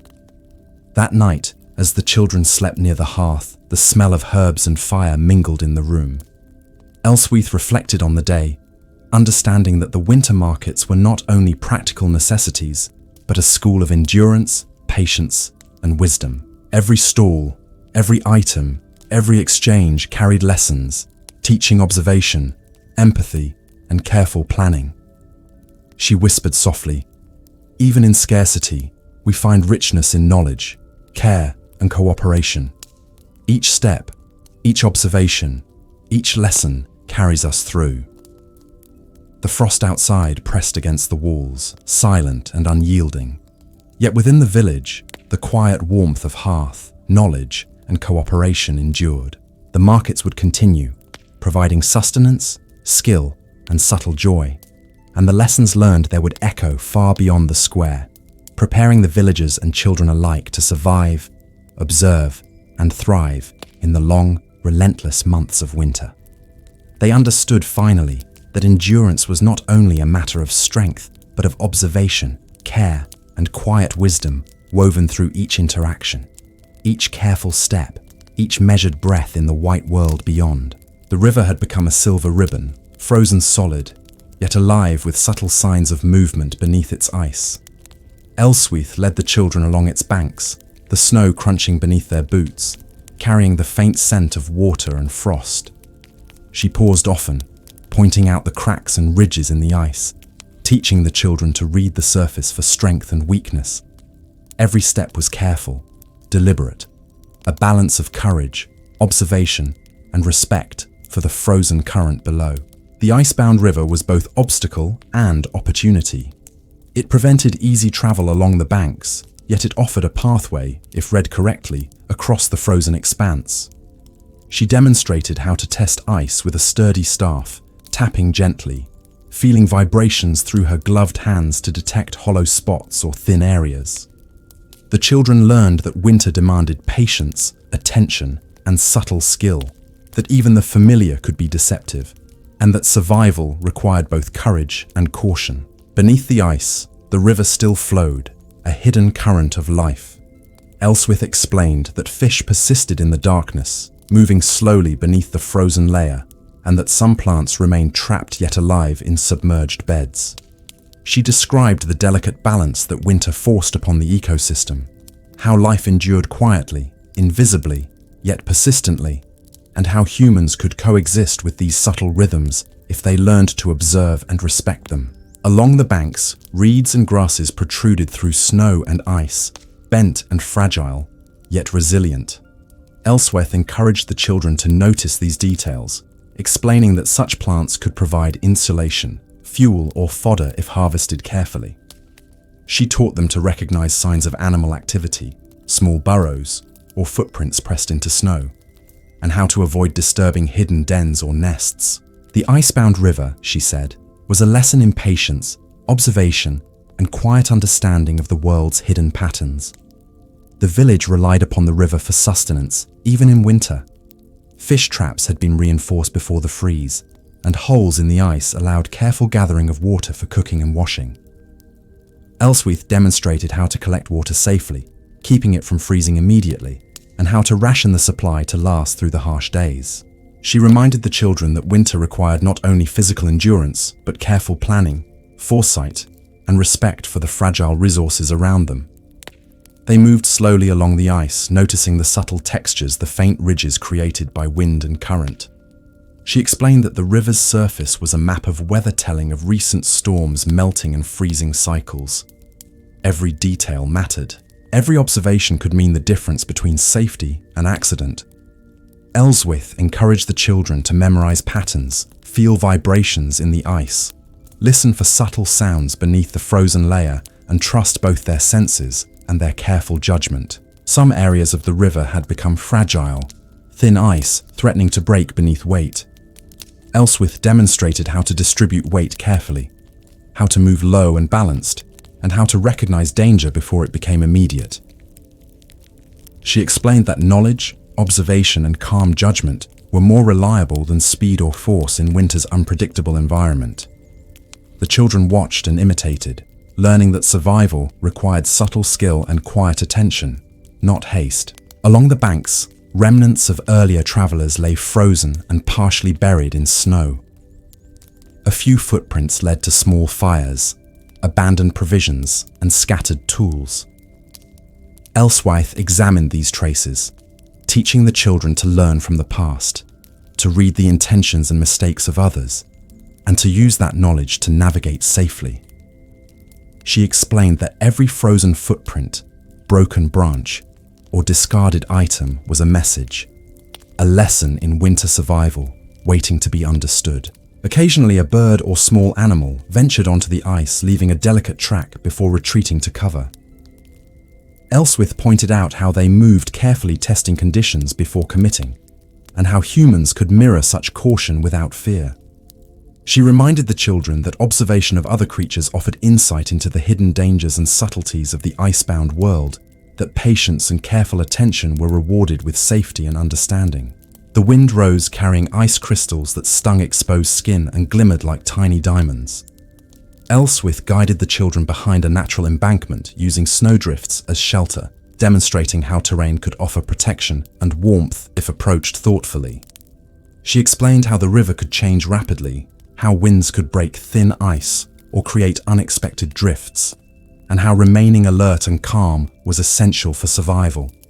Every movement, every pause, every decision became a quiet lesson in resilience and awareness. Midday brought a fleeting warmth as clouds parted briefly, reflecting sunlight across the frozen expanse. The children squinted, mesmerized by the glimmering surface. Elswith encouraged them to notice reflections, shadows, and patterns, explaining that the world offered constant information for those willing to observe. She showed them how to mark safe paths, how to recognize recurring ridges and cracks, and how to use subtle landmarks for orientation along the river's frozen length. The icebound river also offered sustenance. Ellsworth broke small holes in safer areas, demonstrating careful fishing techniques with handlines and hooks. She explained that the fish beneath the ice had adapted to winter, moving slowly, conserving energy, and surviving despite darkness and cold. The children watched intently as she drew the first fish from the hole, explaining how patience, skill, and respect for life allowed humans to endure without unnecessary waste. Evening approached, and the pale sun dipped below the horizon, casting long silver shadows across the ice. Ellsworth guided the children back toward the village along the safest paths, stopping occasionally to admire the subtle beauty of the frozen landscape, the patterns of snow and ice, the delicate balance of life beneath the surface. She whispered softly, "The ice teaches us patience, observation, and quiet courage. Each step, each breath, each careful decision carries life forward."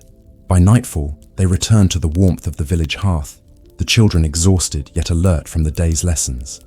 The icebound river had revealed secrets, offered sustenance, and taught skills that could save lives in the weeks to come. Ellsworth reflected on the delicate balance of winter, the interplay of observation, skill, patience, and courage that allowed humans and animals to endure. She understood that the frozen river was more than a barrier. It was a teacher, a guide, and a reminder that even in the harshest conditions, life persisted, quietly, patiently, and resiliently. The children slept near the fire, carrying lessons of frozen waters and hidden currents in their minds, dreaming of silent silver rivers, of tracks and marks waiting to be read, and of the quiet triumphs of patience and observation. The icebound river continued beyond the village, stretching into the distance, holding hidden currents, lessons, and life beneath its frozen surface, a silent testament to endurance, skill, and the quiet, watchful presence of winter. Night had fallen like a soft cloak over the village, draping every roof and lane in silver and shadow. Ellsworth moved quietly with the children through the streets, their breath misting in the frigid air. She carried a small lantern, its flickering light casting long, wavering shadows on the snow and frozen timber around them. The night watch was a ritual of vigilance and quiet attention, a way to ensure the village remained safe while also teaching observation, patience, and respect for the subtle rhythms of winter. The children followed closely, their footsteps muffled by layers of snow. Ellsworth pointed to the rooftops, noting the weight of snow and ice, the slight sag of beams under the frost, and the delicate icicles hanging like glass daggers along eaves. She explained that even small changes could signal danger. A weakened roof might collapse, a sudden drift could block a path, or an unobserved smoke trail might indicate an unattended fire. Every movement, every glance, every breath became part of a lesson in careful, deliberate awareness. The streets themselves were quiet, yet full of subtle life. A cat prowled along a fence, a fox's tracks led across a yard, and the soft call of an owl echoed through the frozen branches. Ellsworth encouraged the children to notice these details, to listen for subtle shifts in sound, to observe the faintest signs of movement or change. She explained that understanding the night required calm attention, that patience and quiet observation could reveal more than any hurried glance or anxious step. Along the village edge, the long shadows of hollowed huts and barns stretched across the snow. Ellsworth led the children past them slowly, showing how to move in coordination with natural cover, how to keep track of each other's presence, and how to recognize signs of fatigue or cold in their companions. She whispered lessons about endurance, the importance of sharing warmth, and the subtle art of maintaining alertness without fear. Every step was a practice in resilience and gentle discipline. Some houses had small fires glowing faintly through shuttered windows. Ellsworth reminded the children that every ember represented life, warmth, and the careful tending of resources. She showed them how to note signs of smoke, how to differentiate between a safe hearth and an unattended blaze, and how to remain calm when encountering situations that might otherwise alarm less practiced eyes. The night watch was as much a lesson in judgment and foresight as it was in vigilance. The cold bit at their cheeks, yet the lantern's glow offered reassurance. Elswith paused occasionally, letting the children warm their hands and listen to the soft sounds of the village at night. The groan of timber settling, the distant howl of wolves, the whisper of wind over snowdrifts. She explained that winter demanded attention, not only to visible threats, but also to subtle cues in the environment, that survival depended on awareness, patience, and respect for the rhythms of nature. Along the path to the frozen river, the shadows deepened. Elswith showed the children how to test footing, how to approach ice edges with caution, and how to observe changes in the snow that might indicate hidden obstacles. She encouraged them to move slowly, deliberately, to notice reflections of moonlight on ice, to feel vibrations through boots pressed against frozen ground. The night watch was as much a lesson in mindfulness as it was in protection, a way to connect with the landscape in all its silent, wintered detail. At the village centre, a faint lantern glowed in the watchtower. Elswith climbed slowly, holding the children's hands, showing how each rung of the ladder required care and attention.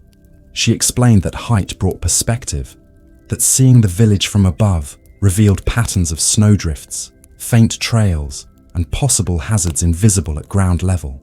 The children marveled at the panorama, learning that careful observation and perspective could turn fear into understanding, and understanding into calm vigilance.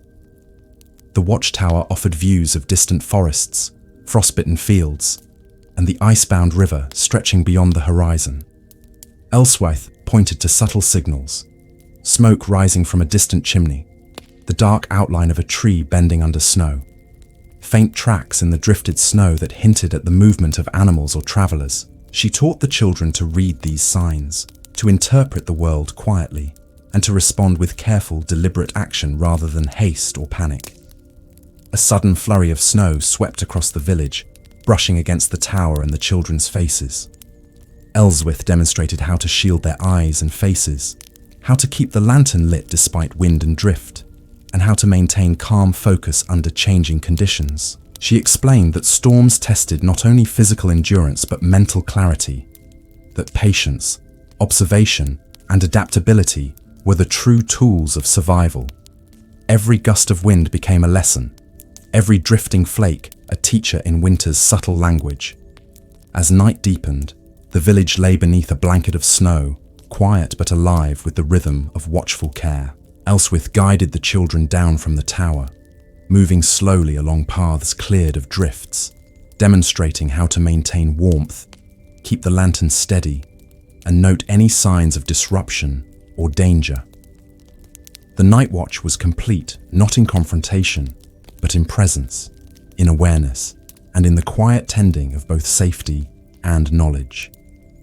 Along the way, they passed hollowed huts, frostbitten fields, and the frozen river. Elswith reminded the children of the lessons they had learned in each place: observation, patience, courage, respect, and care for both the environment and each other.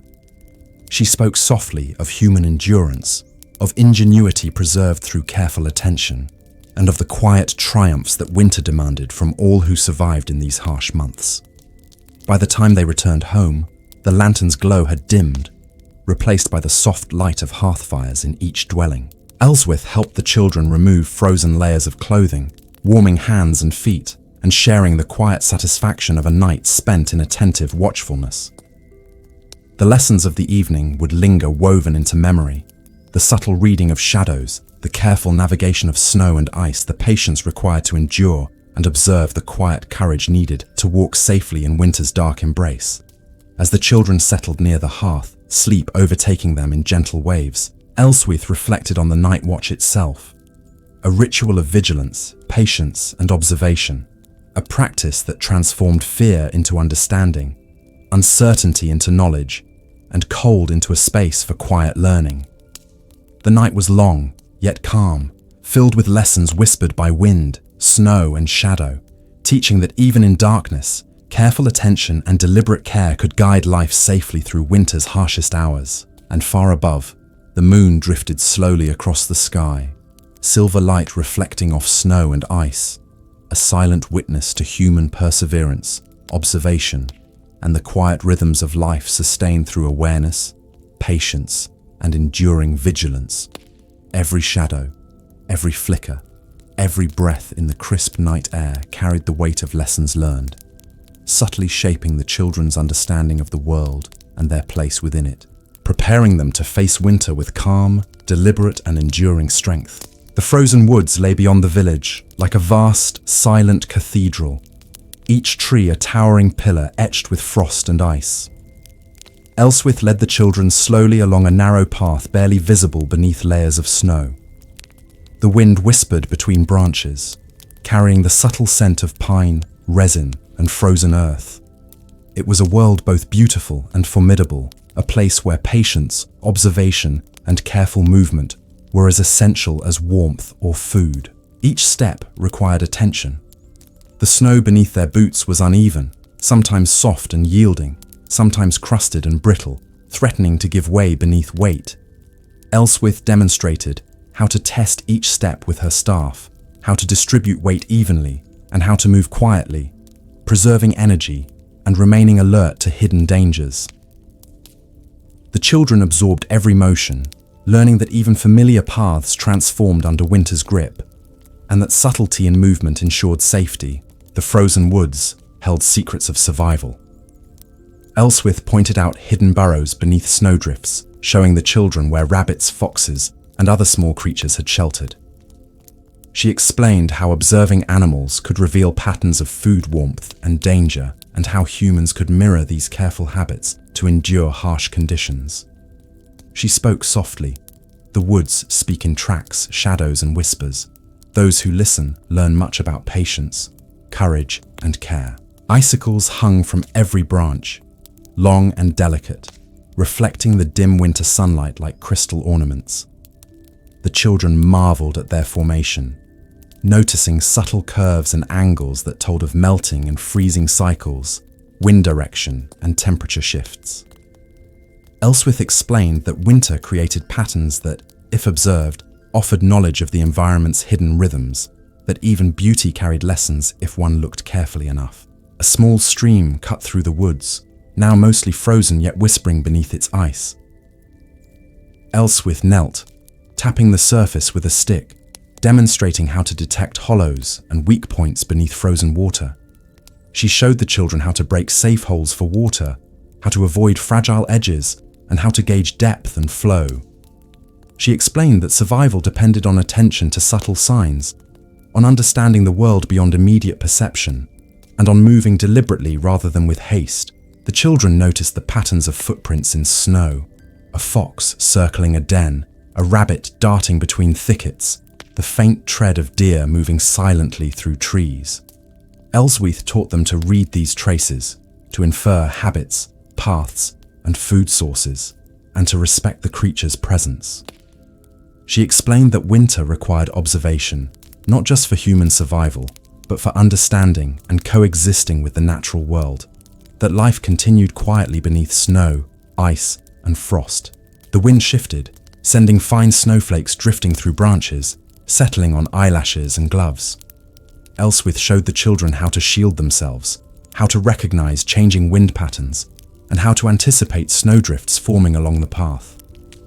She whispered about storms, about the lessons of patience and preparation, and about the quiet power of understanding the environment before it forced awareness through danger.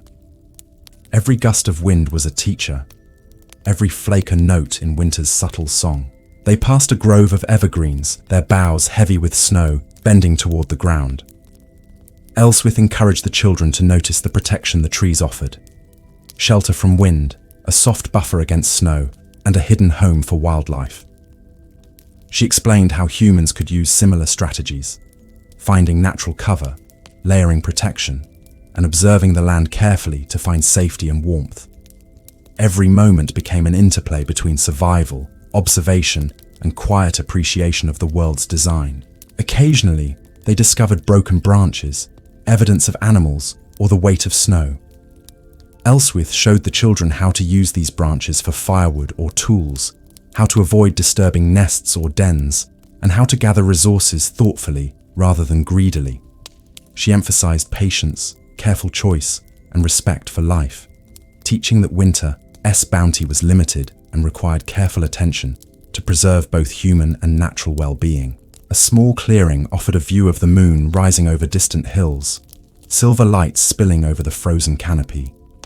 The children paused, taking in the serene, almost sacred landscape. Ellsworth explained how to observe subtle signs even in quiet moments. Shadows indicating hidden holes, snow patterns revealing wind direction, distant sounds hinting at approaching wildlife or weather changes.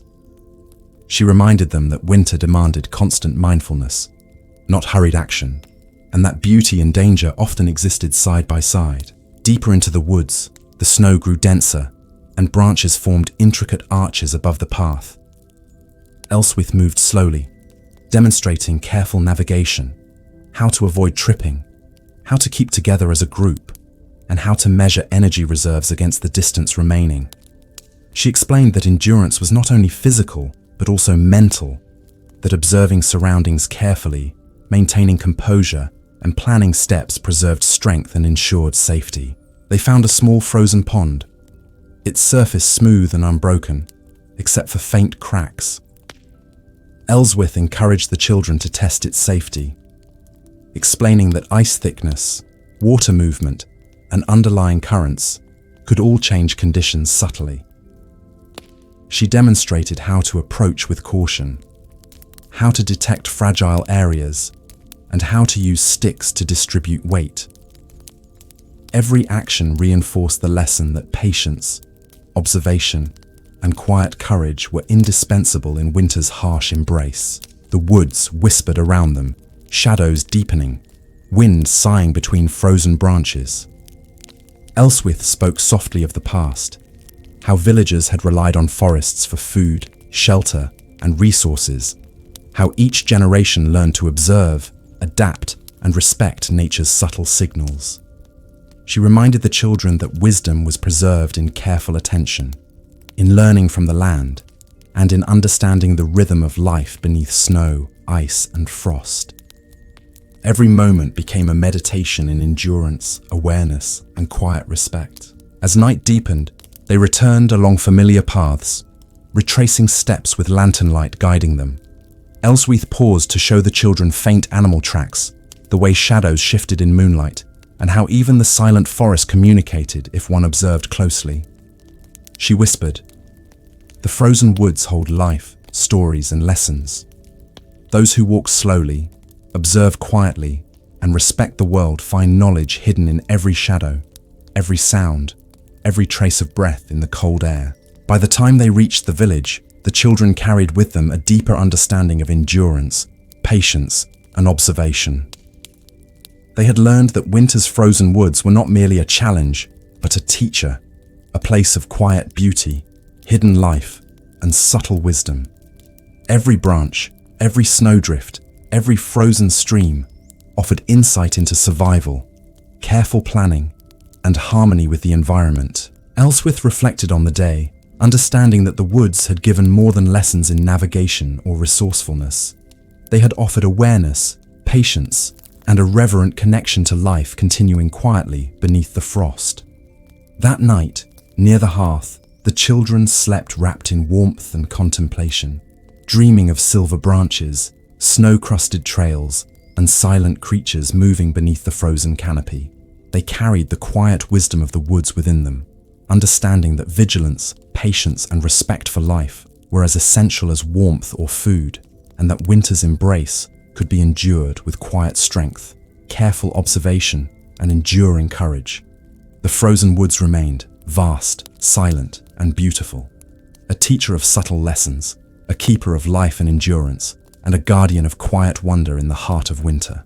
The long night settled over the village with an unbroken hush, draping roofs, streets, and fields in silver and shadow. Ellsworth moved quietly through the hearth-lit rooms, checking lanterns, embers, and the warm bundles of the sleeping children. The wind outside carried a biting chill, yet inside, warmth, vigilance, and careful planning held the darkness at bay. She whispered softly to the children, "Tonight teaches us patience, endurance, and the subtle art of observation. Each hour carries a lesson if we are awake to perceive it." The children, wrapped in furs and blankets, listened with half-opened eyes, absorbing the quiet rhythm of their caretaker's voice and the subtle crackle of fire. Elswith spoke of the long hours of winter nights in years past, when villagers relied on foresight, cooperation, and quiet courage to endure extended darkness. She explained that the long night was more than absence of light. It was a time for reflection, preparation, and understanding the world through careful observation rather than hurried action. She moved among them, showing how to stoke the hearth without letting flames roar, how to maintain warmth without consuming all the fuel, and how to balance heat and light in rooms where multiple sleepers rested. The children noticed her calm movements, her soft voice, and the methodical rhythm of tending to small, essential tasks. Elswith whispered, "Even the smallest actions matter when the night is long." Observation, care, and patience preserve life, warmth, and the quiet sense of safety we carry through winter. Outside, snow drifted lightly, muffling distant sounds and shaping the landscape into gentle curves of white. Elswith pointed to the subtle glimmer of moonlight on the frosted roofs and the frozen river, explaining how shadows and reflections could signal approaching change or reveal hidden paths. She encouraged the children to observe carefully, to note patterns, and to imagine the unseen life continuing quietly beneath the snow, hidden but persistent. She told stories of nights like this in generations past, of villagers walking paths by lantern light, of animals enduring frost and hunger with subtle skill, and of subtle signals guiding survival in the darkness. She described how each family had rituals, checking provisions, marking firewood, and maintaining watch with soft communication. Every story carried lessons in patience, observation, and quiet courage, and the children listened as if absorbing the wisdom directly into their bones. The long night was punctuated by subtle sounds, distant howls, the faint snap of frozen branches, the soft rustle of snow shifting in wind drifts. Elswith taught the children to distinguish between ordinary noises and signs of possible danger, how to remain calm, how to note patterns, and how to move carefully without unnecessary alarm. She explained that understanding the night was not fearsome, but required attentiveness and thoughtful action. She led them to the windows to observe faint tracks in the snow, illuminated by the soft glow of the moon. The children learned to interpret these markings, small animal paws indicating feeding paths, deeper prints suggesting human travelers, and subtle depressions, hinting at snowdrifts, forming over concealed hazards. Every trace carried information. Every detail was a lesson in awareness, patience, and the quiet intelligence required to endure winter's challenges. The hearth glowed warmly, its light reflecting in eyes wide with fascination. Elswith demonstrated how to ration heat, how to create layers of insulation with blankets and furs, and how to move in coordination with companions to share warmth efficiently. She whispered, "In darkness, cooperation is as vital as fire. Each movement, each action, each consideration ensures that life endures and comfort persists even when the night is long and cold." Outside, the village slept under snow, chimneys emitting faint smoke, paths glimmering with ice, and the frozen river lying silent beneath moonlight. Elswith spoke of the hidden life beneath the frost, fish moving slowly in icy waters, small mammals burrowing beneath snow, and birds huddled in evergreen branches. She reminded the children that winter demanded respect for all life, that understanding the world required observation, care, and quiet patience, and that the long night was a time to cultivate both awareness and empathy. Hours passed, each marked by subtle changes in light, temperature, and sound. Elswith encouraged the children to note shifts in wind direction, the glimmer of stars through drifting clouds, and the faint echo of distant creatures moving across the snow. She explained that even the quietest, most uneventful night contained patterns and information, and that careful attention cultivated both safety and wisdom. They practiced small tasks, checking provisions, measuring water from ice, and monitoring the hearth for even heat distribution. Elswith guided the children in quiet movement, explaining how energy conservation, careful observation, and deliberate action were critical to survival. She reminded them that patience was not passive, it was an active, attentive engagement with the world, a skill as essential as any tool or weapon. The long night also offered reflection. Elswith spoke of past winters, of mistakes learned and lessons remembered, of resilience built through careful observation and subtle planning. She encouraged the children to think about their own place in the village, their responsibilities, and the quiet contribution each could make to collective endurance. She whispered, "Even in darkness, every thought, every plan, every careful choice carries life forward, preserves warmth, and honors those who came before." As the hours wore on, fatigue softened into calm awareness. The children lay near the fire, eyes half closed, bodies warmed by layered furs, minds absorbing the subtle wisdom of the night. Elswith moved among them, ensuring their comfort, quietly observing, and occasionally pointing to subtle phenomena outside. The way snow glittered in moonlight, how shadows shifted slowly, and how distant sounds carried hints of hidden life. She reminded them that vigilance, observation, and patience were not burdens, but gifts, guiding them through winter with calm confidence.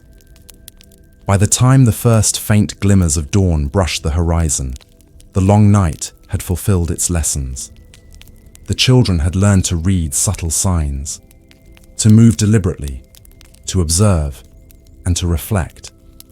Elswith reflected herself on the endurance of life in winter, the delicate balance of heat, food, vigilance, and cooperation, and the quiet, patient skill that allowed humans, animals, and nature to coexist even in harsh, unyielding cold. The village awoke slowly as pale sunlight fell on snow, ice, and rooftops. Elswith guided the children to prepare for the day, their minds still carrying the lessons of observation, endurance, and subtle courage learned through hours of quiet vigilance. The long night had passed, but its knowledge endured, woven into the children's understanding of the world, of winter, and of the delicate interplay between patience, awareness, and survival. And as the sun rose higher, the village glimmered beneath its silver frost, a testament to enduring preparation, careful observation, and the quiet wisdom cultivated during the long, unbroken hours of night. Every ember, every shadow, every sound carried meaning, subtly shaping the children's perception, preparing them to face the remaining weeks of winter with calm, deliberate, and enduring strength. Winter had reached its deepest point, and the village lay beneath a thick, silvery blanket of snow. Every roof, every lane, every field shimmered under pale light. The world quieted into a crystalline stillness.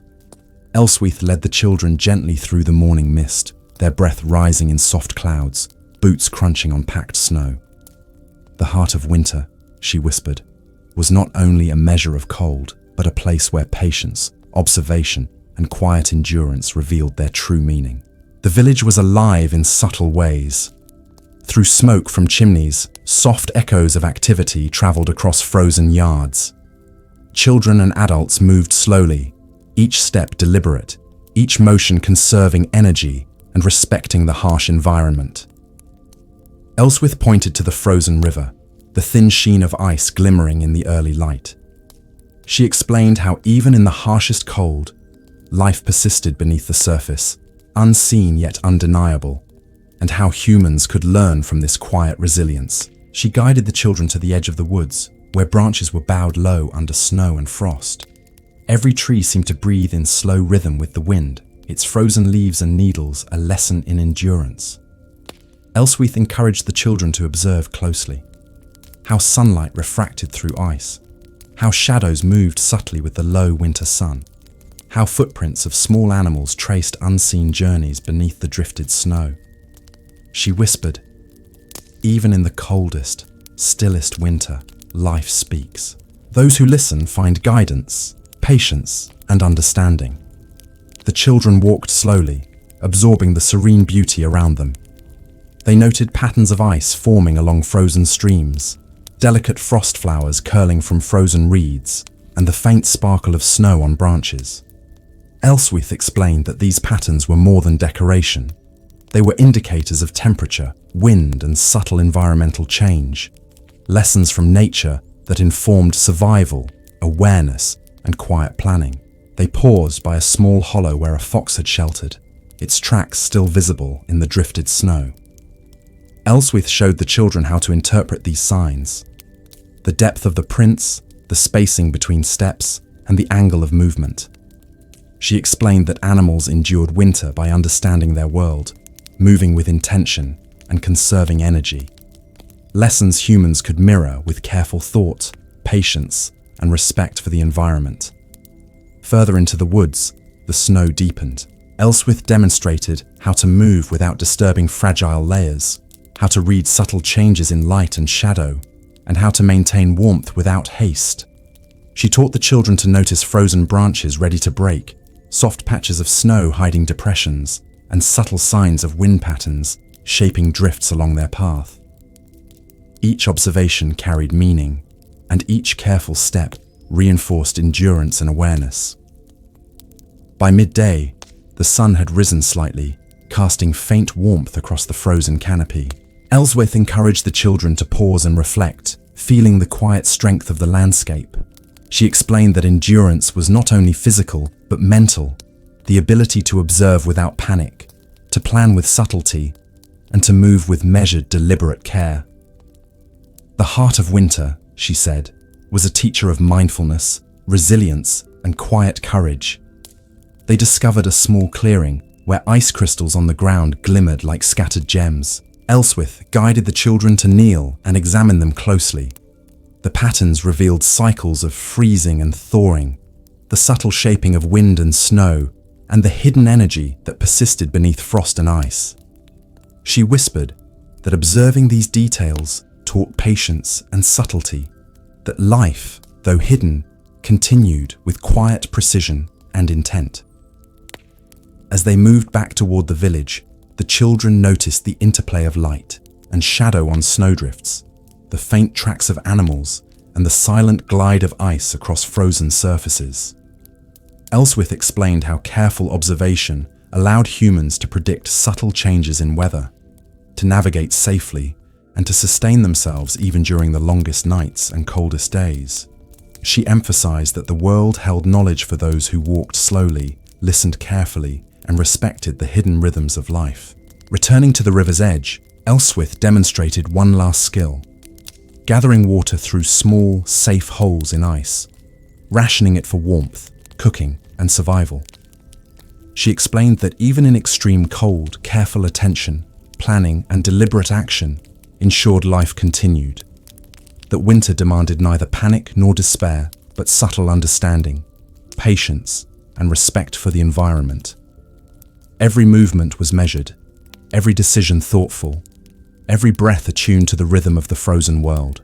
By late afternoon, the children had learned to move through the heart of winter with quiet confidence. The village, though encased in frost and snow, reflected their growing understanding. Rooftops glimmering with icicles, chimneys sending faint smoke, frozen fields hiding traces of life below. Elswith spoke softly of endurance, of the lessons preserved in each generation, of subtle skill, observation, and patient care that allowed humans to thrive even when the world seemed harsh and unyielding. Evening approached, and the pale moon rose over snow-covered roofs. Elswith guided the children to the village square, showing the way light danced across icy surfaces, how shadows stretched and shifted, and how subtle details of the frozen landscape offered reassurance and insight. She whispered, "Winter may seem still, harsh, and endless, yet it is alive with lessons, guidance, and hidden life. Those who watch listen, and move with care carry strength, patience, and wisdom within them. As the hearth fires glowed warmly, the children settled near embers, reflecting on lessons of observation, endurance, and resilience. Elswyth reminded them that the heart of winter was not a season to fear, but a teacher, offering insight, skill, and quiet courage. She spoke of the frozen river, the woods, and the long night, weaving their experiences into a tapestry of understanding, patience, and reverent awareness of the world. The final hours of daylight passed with gentle reflection, stories, and quiet preparation for the days ahead.